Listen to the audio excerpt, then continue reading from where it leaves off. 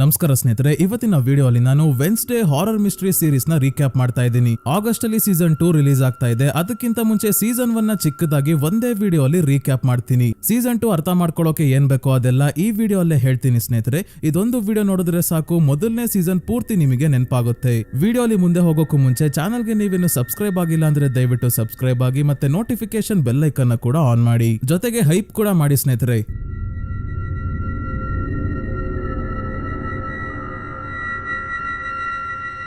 1964ರಲ್ಲಿ the Adams family ಅನ್ನೋ TV series ಶುರು ಆಗುತ್ತೆ. ಅದಾದ ನಂತರ ಈ ಸೀರೀಸ್ ಎಷ್ಟು ಫೇಮಸ್ ಆಗುತ್ತೆ ಅಂದ್ರೆ animated movies, live action movies ಎಲ್ಲ ರಿಲೀಸ್ ಆಗುತ್ತೆ. ಅದೇ ದ ಆಡಮ್ಸ್ ಫ್ಯಾಮಿಲಿಯಲ್ಲಿ ಇರೋ ವೆನ್ಸ್ಡೇ ಆಡಮ್ಸ್ ಅನ್ನೋ ಕ್ಯಾರೆಕ್ಟರ್ ಬಗ್ಗೆ ಇರೋ ನೆಟ್ಫ್ಲಿಕ್ಸ್ ಸೀರೀಸ್ ನ ನಾವು ಈ ವಿಡಿಯೋಲಿ ನೋಡ್ತಾ ಇದ್ದೀವಿ. ನೆಟ್ಫ್ಲಿಕ್ಸ್ ಅಲ್ಲಿ ಟಾಪ್ ಸೀರೀಸ್ ನ ಲಿಸ್ಟ್ ಅಲ್ಲಿ 3ನೇ ಸ್ಥಾನದಲ್ಲಿ ಇದೆ ಈ ಸೀರೀಸ್, ಸ್ಕ್ವಿಡ್ ಗೇಮ್ ಮತ್ತೆ ಸ್ಟ್ರೇಂಜರ್ ಥಿಂಗ್ಸ್ ನ ಹಿಂದೆ.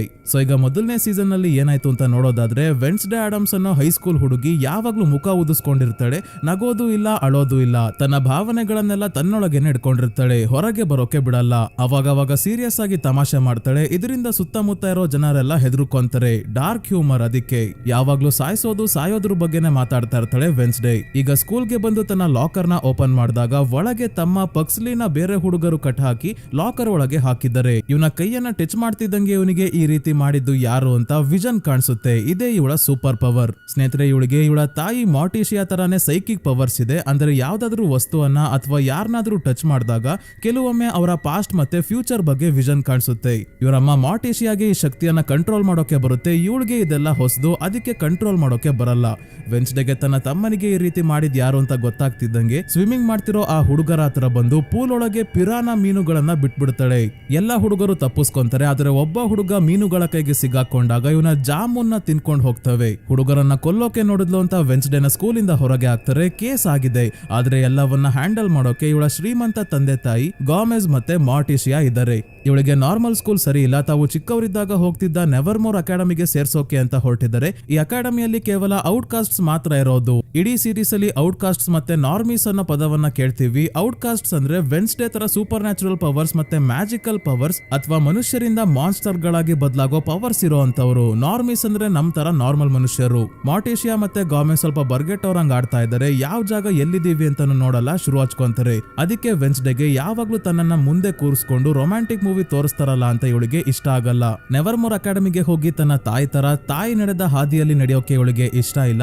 ಅದಕ್ಕೆ ಕೋಪ ಮಾಡ್ಕೊಂಡಿದ್ದಾಳೆ. ಇವಳಿಗೆ ಸ್ವತಂತ್ರವಾಗಿ ಬದುಕಬೇಕು, ತನಗೆ ಇಷ್ಟ ಬಂದಿದ್ದನ್ನ ಮಾತ್ರ ಮಾಡ್ಬೇಕು ಅಂತ ಆಸೆ. ನಂತರ ಇವರು ನೆವರ್ಮೋರ್ ಅಕಾಡೆಮಿಗೆ ಬಂದಾಗ ಗೊತ್ತಾಗುತ್ತೆ, ಈ ಬೋರ್ಡಿಂಗ್ ಸ್ಕೂಲ್ ನ ಪ್ರಿನ್ಸಿಪಲ್ ವಿಮ್ಸ್ ಮತ್ತೆ ಮಾರ್ಟಿಶಿಯಾ ಇಬ್ರು ಆಗ ಕ್ಲಾಸ್ಮೇಟ್ಸ್ ಆಗಿದ್ರು. ಅಷ್ಟೇ ಅಲ್ಲ, ರೂಮ್ ಮೇಟ್ಸ್ ಕೂಡ ಆಗಿದ್ರು. ವೆನ್ಸ್ಡೇಗೆ ಈ ತರ ಯಾಕೆ ಹೆಸರಿಟ್ಟಿದ್ದಾರೆ ಅಂದ್ರೆ, ಮಾರ್ಟಿಶಿಯಾ ಒಂದು ನರ್ಸರಿ ರೈಮ್ಸ್ ಅಲ್ಲಿ ಬರೋ Wednesday child is full of woe ಅನ್ನೋ ಲೈನ್ ಇಂದ ಇನ್ಸ್ಪೈರ್ ಆಗಿರ್ತಾಳೆ. ಈ ಲೈನ್ ನ ಅರ್ಥ, ಬುಧವಾರ ಹುಟ್ಟಿರೋ ಮಕ್ಕಳಿಗೆ ಬೇರೆ ದಿನ ಹುಟ್ಟಿರೋ ಮಕ್ಕಳಿಗೆ ಕಂಪೇರ್ ಮಾಡಿದ್ರೆ ಸ್ವಲ್ಪ ಜಾಸ್ತಿನೇ ದುಃಖ, ಜೀವನದಲ್ಲಿ ತೊಂದರೆ ಜಾಸ್ತಿನೇ ಇರುತ್ತೆ, ಮತ್ತೆ ಇಲ್ದೇ ಇರೋ ತೊಂದರೆ ಮೈ ಮೇಲೆ ಎಳ್ಕೊಂತಾರೆ ಅಂತ. ವೆನ್ಸ್ಡೇಗೆ ಈ ಸೀರೀಸ್ ಪೂರ್ತಿ ಇದೆ ಆಗೋದು. ನಾನು ಕೂಡ ಹುಟ್ಟಿರೋದು ಬುಧವಾರನೇ. ನೀವ್ ಯಾರ್ಯಾರು ಬುಧವಾರ ಹುಟ್ಟಿದಿರಾ ಸ್ನೇಹಿತರೆ ಕಮೆಂಟ್ ಮಾಡಿ ತಿಳಿಸಿ. ವೆನ್ಸ್ಡೇನ ಈ ನೀಡನ್ನು ಹುಡುಗಿ ಇರೋ ರೂಮ್ ಗೆ ಕಳಿಸ್ತಾರೆ. ಇವಳ ರೂಮ್ ಫುಲ್ ಜಾತ್ರೆ. ವೆನ್ಸ್ಡೇಗೆ ಕಲರ್ ಪಿಂಕ್ ಕಲರ್ ಎಲ್ಲ ಇಷ್ಟ ಆಗಲ್ಲ, ಡಾರ್ಕ್ ಕಲರ್ಸ್ ಅಂದ್ರೆ ಇಷ್ಟ. ಈ ನೀಡ್ ವೆನ್ಸ್ಡೇನ ನೋಡಿ ಯಾಕಿಷ್ಟು ಸಪ್ಪುಗಿದ್ಯಾ ಅಂದಾಗ ಇವಳು ಯಾವಾಗ್ಲೂ ಸತ್ ಹೆಣ ಇದ್ದಂಗೆ ಇರ್ತಾಳೆ ಅಂತಾರೆ ಇವರಪ್ಪ. ಈ ನೀಡ್ ವೆನ್ಸ್ಡೇನ ಸ್ಕೂಲ್ ನ ತೋರ್ಸೋಕೆ ಕರ್ಕೊಂಡ್ ಬಂದಾಗ ಇಲ್ಲಿ ವಿಚಿತ್ರವಾದ ಪ್ರಾಣಿಗಳಿರೋದನ್ನ ನೋಡ್ತೀವಿ. ಅಂದ್ರೆ ಮಕ್ಕಳ ರೀತಿ ಕಾಣ್ತಾರೆ ಮೇಲ್ನೋಟಕ್ಕೆ. ಆದ್ರೆ ಇವರೆಲ್ಲ ವೇರ್ವೊಲ್ಫ್ಸ್, ವ್ಯಾಂಪೈರ್, ಸೈರನ್ ಗಳಾಗಿದ್ದಾರೆ. ಸೈರನ್ ಗಳಂದ್ರೆ ಅದು ಹಾರ್ನ್ ತರ ಅಲ್ಲ ಸ್ನೇಹಿತರೆ. ಸೈರನ್ಸ್ ಅಂದ್ರೆ ನೋಡೋಕೆ ಮರ್ಮೇಡ್ ತರ, ಆದ್ರೆ ಮರ್ಮೇಡ್ ಅಲ್ಲ. ಸಮುದ್ರದಲ್ಲಿ ಶಿಪ್ ಅಲ್ಲಿ ಹೋಗ್ಬೇಕಾದ್ರೆ ಈ ಸೈರನ್ ಗಳು ಹಾಡನ್ನ ಹಾಡ್ತವೆ. ಈ ಹಾಡಿಗೆ ಸಂಮೋಹನಕ್ಕೊಳಗಾಗಿ ಈ ಸೈರನ್ ಗಳ ಮಾತನ್ನ ಕೇಳಿ ಶಿಪ್ ಅಲ್ಲಿ ಇದ್ದವರೆಲ್ಲ ಒಂದಲ್ಲ ಒಂದು ರೀತಿ ಸಾವನ್ನಪ್ತಾರೆ. ಇದು ಈ ಸೈರನ್ ಗಳ ಕತೆ. ಸೈರನ್ ಗಳಲ್ಲಿ ಒಬ್ಳು ಬಿಯಾಂಕಾ, ಎಲ್ಲರಿಗಿಂತ ನಾನೇ ಗ್ರೇಟ್ ಅನ್ಕೊಂಡಿರ್ತಾಳೆ. ಅಲ್ಲೇ ಹಿಂದೆ ಇವಳ ಎಕ್ಸ್ ಬಾಯ್ ಫ್ರೆಂಡ್ ಪೇಂಟಿಂಗ್ ಮಾಡ್ತಾ ಇದ್ದಾನಲ್ಲ, ಅವನ ಹೆಸರು ಝೇವಿಯರ್ ಅಂತ. ಆರ್ಟ್ ನ ಜೀವಂತಗೊಳಿಸೋ ಆರ್ಟಿಸ್ಟ್ ಇವನು. ಇನ್ನ ಸ್ಟೋನರ್ಸ್ ಅಥವಾ ಗಾರ್ಗಾನ್ಸ್ ಅನ್ನೋರು ಕೂಡ ಇದ್ದಾರೆ. ಇವರಲ್ಲಿ ಒಬ್ಬ ಏಜಾಕ್ಸ್ ಅನ್ನೋನಿಗೆ ಈ ನೀಡ್ ಕಾಳಾಗ್ತಾ ಇರ್ತಾಳೆ. ಇವರ ಕೂದಲು ಹಾವುಗಳ ರೀತಿ ಇರುತ್ತೆ. ಅದನ್ನ ನೋಡಿದವರು ಕಲ್ಲಿನ ರೀತಿ ಆಗೋಗ್ತಾರೆ. ಹಾಗಾಗಿ ಯಾವಾಗ್ಲೂ ಟೋಪಿ ಹಾಕಿರ್ತಾರೆ. ಎಲ್ಲ ಆದ್ಮೇಲೆ ಮಾರ್ಟಿಶಿಯಾ ತನ್ನ ಒಂದು ನೆಕ್ಲೆಸ್ ನ ವೆನ್ಸ್ಡೇಗೆ ಕೊಟ್ಟು ಹೋಗ್ತಾಳೆ. ಇದರ ಇದರ ಮೇಲೆ ಡಬ್ಲ್ಯೂ ಮತ್ತೆ ಎಂ ತಾಯಿ ಮಗಳ ಇನಿಷಿಯಲ್ಸ್ ಇದೆ. ಆದ್ರೆ ಇದೇ ನೆಕ್ಲೆಸ್ ಗೆ ವಿಷನ್ ತೋರ್ಸೋ ಶಕ್ತಿ ಕೂಡ ಇದೆ. ಹೋಗ್ಬೇಕಾದ್ರೆ ಗೋಮೆಸ್ ತಮ್ಮ ಮಗಳ ಮೇಲೆ ಕಣ್ಣಿಡೋಕೆ ಅಂತ ಥಿಂಗ್ ಅನ್ನೋ ಕಟ್ಟಾಗಿರೋ ಕೈನ ಬಿಟ್ಟು ಹೋಗ್ತಾರೆ. ಇದಕ್ಕೆ ಕಣ್ಣಿಲ್ಲ ಆದ್ರೂ ಕಾಣುತ್ತೆ, ಕಿವಿ ಇಲ್ಲ ಆದ್ರೂ ಕೇಳಿಸುತ್ತೆ. ವೆನ್ಸ್ಡೇ ಇಲ್ಲಿಂದ ತಪ್ಪಿಸ್ಕೊಂತಾಳೆ ಅಂತ ಭಯ ಮಾರ್ಟಿಶಿಯಾ ಮತ್ತೆ ಗೋಮೆಸ್ಗೆ. ಈ ನೆವರ್ಮೋರ್ ಅಕಾಡೆಮಿ ಇರೋದು ಜೆರಿಕೋ ಅನ್ನೋ ಟೌನ್ ಅಲ್ಲಿ. ಇಲ್ಲಿ ಒಂದು ಮಾನ್ಸ್ಟರ್ ನ ಕಾಟ ಶುರು ಆಗಿದೆ. ಹೈಕಿಂಗ್ ಅಂತ ಕಾಡಿಗೆ ಹೋದವರು ಒನ್ ಪೀಸ್ ಅಲ್ಲಿ ವಾಪಸ್ ಬರಲ್ಲ, ಪೀಸ್ ಆಗಿ ವಾಪಸ್ ಬರ್ತಾರೆ. ಅಷ್ಟು ಭೀಕರವಾಗಿ ಆ ಮಾನ್ಸ್ಟರ್ ಕಾಡಿಗೆ ಹೋದ ಜನರನ್ನ ಕೊಲ್ತಾ ಇದೆ. ಇಲ್ಲಿನ ಲೋಕಲ್ ಶರೀಫ್ ಅಂದ್ರೆ ಪೊಲೀಸ್ ಆಫೀಸರ್ಗೆ ನೆವರ್ಮೋರ್ ಅಲ್ಲಿ ಇರೋ ಯಾರೋ ಸ್ಟೂಡೆಂಟೇ ಈ ಮಾನ್ಸ್ಟರ್ ಆಗಿ ಈ ಕೆಲಸ ಮಾಡ್ತಿರ್ಬೋದು ಅಂತ ಡೌಟ್, ಆದ್ರೆ ಪ್ರೂಫ್ ಇಲ್ಲ. ಈ ಕಡೆ ವೆನ್ಸ್ಡೇ ರೂಮ್ ನ ಅರ್ಧ ಭಾಗ ಡಿವೈಡ್ ಮಾಡಿದಳೆ. ಒಂದು ಸೈಡ್ ಈ ನೀಡ್ ನ ಜಾತ್ರೆ, ಇನ್ನೊಂದು ಸೈಡ್ ಅಲ್ಲಿ ವೆನ್ಸ್ಡೇಯ ದೆವ್ವದ ಮನೆ. ಈ ನೀಡ್ ಇರೋ ಬರೋ ಸೋಷಿಯಲ್ ಮೀಡಿಯಾದಲ್ಲೆಲ್ಲ ಇದ್ದಾಳೆ, ಫೋನ್ ಲ್ಯಾಪ್ಟಾಪ್ ಎಲ್ಲ ಯೂಸ್ ಮಾಡ್ತಾಳೆ. ಆದ್ರೆ ವೆನ್ಸ್ಡೇ ಹಳೆ ಟೈಪ್ ರೈಟರ್ ಹಿಡ್ಕೊಂಡು ನಾವೆಲ್ ಬರೀತಾ ಇರ್ತಾಳೆ. ಇಲ್ಲಿ ನಮಗೆ ಹೊಸ ಕ್ಯಾರೆಕ್ಟರ್ ನ ಇಂಟ್ರೊಡ್ಯೂಸ್ ಮಾಡ್ತಾರೆ, ಟೀಚರ್ ಮ್ಯಾರ್ಲಿನ್. ಈ ವಿಚಿತ್ರವಾದ ಪ್ರಾಣಿಗಳಿರೋ ಈ ಸ್ಕೂಲ್ ಅಲ್ಲಿ ಇವರೊಬ್ರೆ ನಾರ್ಮಲ್. ಇನ್ನ ಈ ನೀಡ್ ಬಗ್ಗೆ ಹೇಳೋದು ಮರ್ತೋದೆ, ಇವಳು ಕೂಡ ವೇರ್ ವುಲ್ಫ್. ಆದ್ರೆ ಇನ್ನು ಒಳಗಿರೋ ವೇರ್ ವುಲ್ಫ್ ಹೊರಗೆ ಬರ್ತಾ ಇಲ್ಲ, ಕೇವಲ ಶಾರ್ಪ್ ಆಗಿರೋ ಕ್ಲಾಸ್ ಹೊರಗೆ ಬರುತ್ತೆ ಅಷ್ಟೇ. ನಂತರ ರೋವನ್ ಅನ್ನೋ ಹುಡುಗ ಪರಿಚಯ ಆಗ್ತಾನೆ. ಇವನು ಮತ್ತೆ ಝೇವಿಯರ್ ಇಬ್ರು ರೂಮ್ ಮೇಟ್ಸ್. ಒಂದಿನ ರಾತ್ರಿ ವೆನ್ಸ್ಡೇ ಮಳೆಯಲ್ಲಿ ನಡ್ಕೊಂಡು ಹೋಗ್ಬೇಕಾದ್ರೆ ಬಿಲ್ಡಿಂಗ್ ಮೇಲಿಂದ ಸ್ಟ್ಯಾಚು ಬೀಳೋ ಅಷ್ಟರಲ್ಲಿ ಝೇವಿಯರ್ ಇವಳನ್ನ ಕಾಪಾಡ್ತಾನೆ. ಯಾಕೆ ಆ ಸ್ಟ್ಯಾಚು ಬಿತ್ತು ಅಂತ ಮುಂದೆ ನೋಡೋಣ. ಇವಳನ್ನ ಬಚ್ಚಿಡ್ಕೊಂಡೆ ಗಮನಿಸ್ತಾ ಇದ್ದ ಥಿಂಗ್ ಕೂಡ ಇವಳ ಕೈಗೆ ತಗಲಾಕೊಡುತ್ತೆ.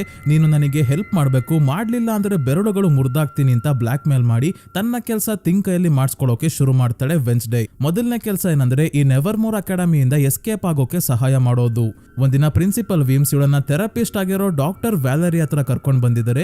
ಯಾಕಂದ್ರೆ ಕೋರ್ಟ್ ಆರ್ಡರ್ ಆಗಿದೆ ವೆನ್ಸ್ಡೇನ ಥೆರಪಿಸ್ಟ್ ಹತ್ರ ವಾರ ಕರ್ಕೊಂಡು ಹೋಗ್ಬೇಕು ಅಂತ.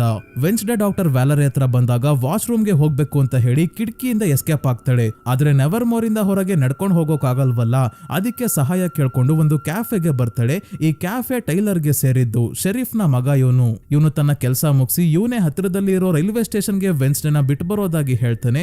ಆದ್ರೆ ಕೆಫೆಗೆ ಮೇಯರ್ ನ ಮಗ ಲೂಕಸ್ ತನ್ನ ಫ್ರೆಂಡ್ಸ್ ಜೊತೆ ಬಂದು ಗಲಾಟೆ ಮಾಡಿದಾಗ ವೆನ್ಸ್ಡೇ ಒಬ್ಳೆ ಎಲ್ಲರಿಗೂ ಹೊಡಿತಾಳೆ. ಹಿಂದೆನೆ ಏನ್ ಗಲಾಟೆ ಅಂತ ಟೈಲರ್ ಅವರ ಅಪ್ಪ ಶರೀಫ್ ಇಲ್ಲಿಗೆ ಬಂದಾಗ ಎಲ್ಲಿ ಪ್ರಾಬ್ಲಮ್ ಕ್ರಿಯೇಟ್ ಆಗಿರುತ್ತೋ ಅಲ್ಲಿ ವೆನ್ಸ್ಡೇ ಇರ್ತಾಳೆ ಅಂತ ಪ್ರಿನ್ಸಿಪಲ್ ವೀಮ್ಸ್ ಇಲ್ಲಿಗೆ ಬಂದು ಇವಳನ್ನ ವಾಪಸ್ ಕರ್ಕೊಂಡು ಹೋಗ್ತಾರೆ. ತಪ್ಪಿಸ್ಕೊಂಡು ಹೋಗೋ ಪ್ಲಾನ್ ಫ್ಲಾಪ್ ಆಯ್ತು. ಆದ್ರೆ ಶರೀಫ್ ಇಂದ ವೆನ್ಸ್ಡೇಗೆ ಗೊತ್ತಾಯ್ತು ತನ್ನ ತಂದೆ ಗೋಮೆಸ್ ಕೊಲೆಗಾರ ಅಂತ. ಮತ್ತೆ ಒಂದಿನ ಸುಗ್ಗಿ ಹಬ್ಬ ಇರುತ್ತೆ. ಇವತ್ತು ಟೈಲರ್ ನ ಸಹಾಯದಿಂದ ಎಸ್ಕೇಪ್ ಆಗ್ಲೇಬೇಕು ಅಂತ ವೆನ್ಸ್ಡೇ ಡಿಸೈಡ್ ಮಾಡಿದ್ದಾಳೆ. ಟೈಲರ್ ಜೊತೆ ಇಲ್ಲಿಂದ ಎಸ್ಕೇಪ್ ಆಗ್ಬೇಕಾದ್ರೆ ರೋವನ್ ನ ಗುದ್ಕೊಂಡು ಹೋಗ್ತಾಳೆ.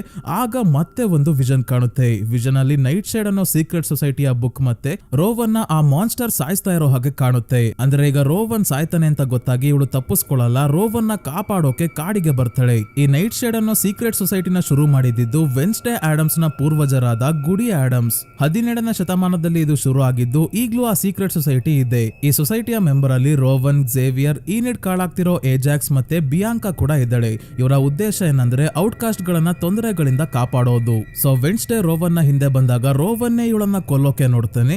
ರೋವನ್ಗೆ ಟೆಲಿಕೈನಸಿಸ್ ಪವರ್ ಇದೆ, ಅಂದ್ರೆ ಏನನ್ನೂ ಕೂಡ ಟಚ್ ಮಾಡ್ದಲೆ ತನ್ನ ಮೈಂಡ್ ಇಂದಾನೆ ವಸ್ತುವನ್ನ ಮೂವ್ ಮಾಡೋ ಶಕ್ತಿ. ಈಗ್ಲೂ ವೆನ್ಸ್ಡೇನ ದೂರದಿಂದಾನೆ ಎತ್ಕೊಂಡು ಕತ್ತನ್ನ ಇಸ್ಕಿ ಕೊಲ್ಲೋಕೆ ನೋಡ್ತಾ ಇದ್ದಾನೆ. ಮತ್ತೆ ತನ್ನ ಬಳಿ ಇರೋ ಒಂದು ಚಿತ್ರವನ್ನ ಇವಳಿಗೆ ತೋರಿಸಿ, ಈ ಚಿತ್ರದಲ್ಲಿ ಇರೋದು ನೀನು 25 ವರ್ಷಗಳ ಹಿಂದೆ ನಮ್ಮಮ್ಮ ನೆವರ್ಮೋರ್ ಅಕಾಡೆಮಿಯಲ್ಲಿ ಇದ್ದಾಗ ಇದನ್ನ ಬಿಡಿಸಿರೋದು. ನೀನು ಇಲ್ಲಿಗೆ ಬಂದಾಗ ಇಡೀ ಅಕಾಡೆಮಿನೇ ನಾಶ ಆಗೋ ಭವಿಷ್ಯವನ್ನ ಅವರು ನೋಡಿ ನನಗೆ ನಿನ್ನನ್ನ ತಡೆಯೋಕೆ ಹೇಳಿದ್ರು, ಅದಕ್ಕೆ ನಿನ್ನ ಕೊಲ್ತಾ ಇದ್ದೀನಿ ಅಂತ ಹೇಳ್ತಾನೆ. ಅವತ್ತು ಸ್ಟ್ಯಾಚುನ ಇವಳ ಮೇಲೆ ಬೀಳ್ಸಿದ್ದು ಕೂಡ ರೋವನ್ನೇ ಆಗಿದ್ದ. ಆದ್ರೆ ಝೇವಿಯರ್ ಇವಳನ್ನ ಕಾಪಾಡಿರ್ತಾನೆ. ಇನ್ನೇನು ರೋವನ್ ಇವಳನ್ನ ಕೊಂದೇ ಬಿಟ್ಟ ಅನ್ನೋಷ್ಟರಲ್ಲಿ ಆ ಮಾನ್ಸ್ಟರ್ ಬಂದು ಇವಳನ್ನ ಕಾಪಾಡಿ ರೋವನ್ ನ ಸಾಯಿಸಿ ಹೋಗುತ್ತೆ. ಸೇಮ್ ವೆನ್ಸ್ಡೇ ತನ್ನ ವಿಷನ್ ಅಲ್ಲಿ ನೋಡ್ದಂಗೆ ನಡೆಯುತ್ತೆ. ವೆನ್ಸ್ಡೇಗೆ ಅರ್ಥ ಆಗ್ತಿಲ್ಲ ಮಾನ್ಸ್ಟರ್ ಯಾಕೆ ತನ್ನನ್ನ ಕಾಪಾಡ್ತು, ಇವಳು ಹೇಗೆ ಈ ಅಕಾಡೆಮಿಯ ನಾಶಕ್ಕೆ ಕಾರಣ ಆಗ್ತಾಳೆ, ಇವರಪ್ಪ ನಿಜವಾಗ್ಲೂ ಕೊಲೆಗಾರನೇನಾ ಅಂತ ಎಲ್ಲಾ ಮಿಸ್ಟ್ರಿಗೂ ಉತ್ತರ ಹುಡ್ಕೋಕೆ ಇಲ್ಲಿವರೆಗೂ ಇಲ್ಲಿಂದ ತಪ್ಪಿಸ್ಕೊಳ್ಳೋಕೆ ನೋಡ್ತಿದ್ದ ವೆನ್ಸ್ಡೇ ಇದೇ ಸ್ಕೂಲಲ್ಲಿ ಉಳ್ಕೊಳ್ಳೋಕೆ ಡಿಸೈಡ್ ಮಾಡ್ತಾಳೆ. ಶರೀಫ್ಗೆ ನಡೆದ ಎಲ್ಲಾ ವಿಷಯ ವೆನ್ಸ್ಡೇ ಅನ್ನೋ ಹೇಳ್ತಾಳೆ. ಆದ್ರೆ ಶರೀಫ್ಗೆ ರೋವನ್ ನ ಡೆಡ್ ಬಾಡಿ ಆಗ್ಲಿ ರಕ್ತ ಆಗ್ಲಿ ಏನು ಸಿಗಲ್ಲ. ಜೊತೆಗೆ ಬೆಳಗ್ಗೆ ಶರೀಫ್ ಹತ್ರನೇ ಮಾತಾಡ್ಬೇಕಾದ್ರೇನೆ ರೋವನ್ ಸ್ಕೂಲ್ಗೆ ವಾಪಸ್ ಬರ್ತಾನೆ. ದೇಹದ ಮೇಲೆ ಒಂದು ಸ್ಕ್ರಾಚ್ ಕೂಡ ಇಲ್ಲ. ಇದರಿಂದ ವೆನ್ಸ್ಡೇ ತುಂಬಾನೇ ತಲೆ ಕೆಡಿಸ್ಕೊಂಡಿದ್ದಾಳೆ. ನಂತರ ಯೂಜಿನ್ ಅನ್ನೋ ಹುಡುಗನನ್ನ ವೆನ್ಸ್ಡೇ ಭೇಟಿ ಆಗ್ತಾಳೆ. ಇವನು ಜೇನು ಸಾಕಾಣಿಕೆ ಮಾಡ್ತಿದ್ದಾನೆ. ಮತ್ತೆ ನೆವರ್ಮೋರ್ ಹಮ್ಮರ್ಸ್ ಅನ್ನೋ ಕ್ಲಬ್ ನ ಮೆಂಬರ್ ಇವನು. ಅಂದ್ರೆ ಜೇನು ಸಾಕಾಣಿಕೆ ಮಾಡೋರ ಕ್ಲಬ್ ಇದ್ದು. ಯೂಜಿನ್ ಕೂಡ ಇಂಪಾರ್ಟೆಂಟ್ ಕ್ಯಾರೆಕ್ಟರ್ ಇಲ್ಲಿ ಸ್ನೇಹಿತರೆ. ನಂತರ ರೋವನ್ ನ ಸ್ಕೂಲ್ ಇಂದ ಹೊರಗೆ ಹಾಕಿದರೆ ಯಾಕೆ ಅಂತ ಗೊತ್ತಾಗ್ತಿಲ್ಲ. ರೋವನ್ ನ ಟೀಚರ್ ಮ್ಯಾರ್ಲಿನ್ ರೈಲ್ವೆ ಸ್ಟೇಷನ್ ಹತ್ರ ಬಿಟ್ಟು ಬರ್ತಾರೆ. ವೆನ್ಸ್ಡೇ ಥಿಂಗ್ ನ ಇವನ ಹಿಂದೆ ಕಳಿಸಿದಳೆ. ರೋವನ್ ರೈಲ್ವೆ ಸ್ಟೇಷನ್ ನ ವಾಶ್ರೂಮ್ ಗೆ ಹೋದೋನು ವಾಪಸ್ ಬರ್ಬೇಕಾದ್ರೆ ಬೇರೆ ವ್ಯಕ್ತಿಯ ರೂಪಕ್ಕೆ ಬದಲಾಗಿ ಹೊರಗೆ ಬರ್ತಾನೆ. ಇದರಿಂದ ಥಿಂಗ್ಗೆ ರೋವನ್ ಎಲ್ಲೋದ ಅಂತ ಗೊತ್ತಾಗಲ್ಲ. ಈಗ ನಮ್ಗೆ ಶಾಕಿಂಗ್ ವಿಷಯ ರಿವೀಲ್ ಆಗೋದೇನೆಂದ್ರೆ ಆ ರೋವನ್ ಬೇರೆ ವ್ಯಕ್ತಿಯ ರೂಪಕ್ಕೆ ಬಂದಿದ್ದವನು ಈಗ ಪ್ರಿನ್ಸಿಪಲ್ ವೀಮ್ಸ್ ಆಗಿ ಬದಲಾಗ್ತಾನೆ.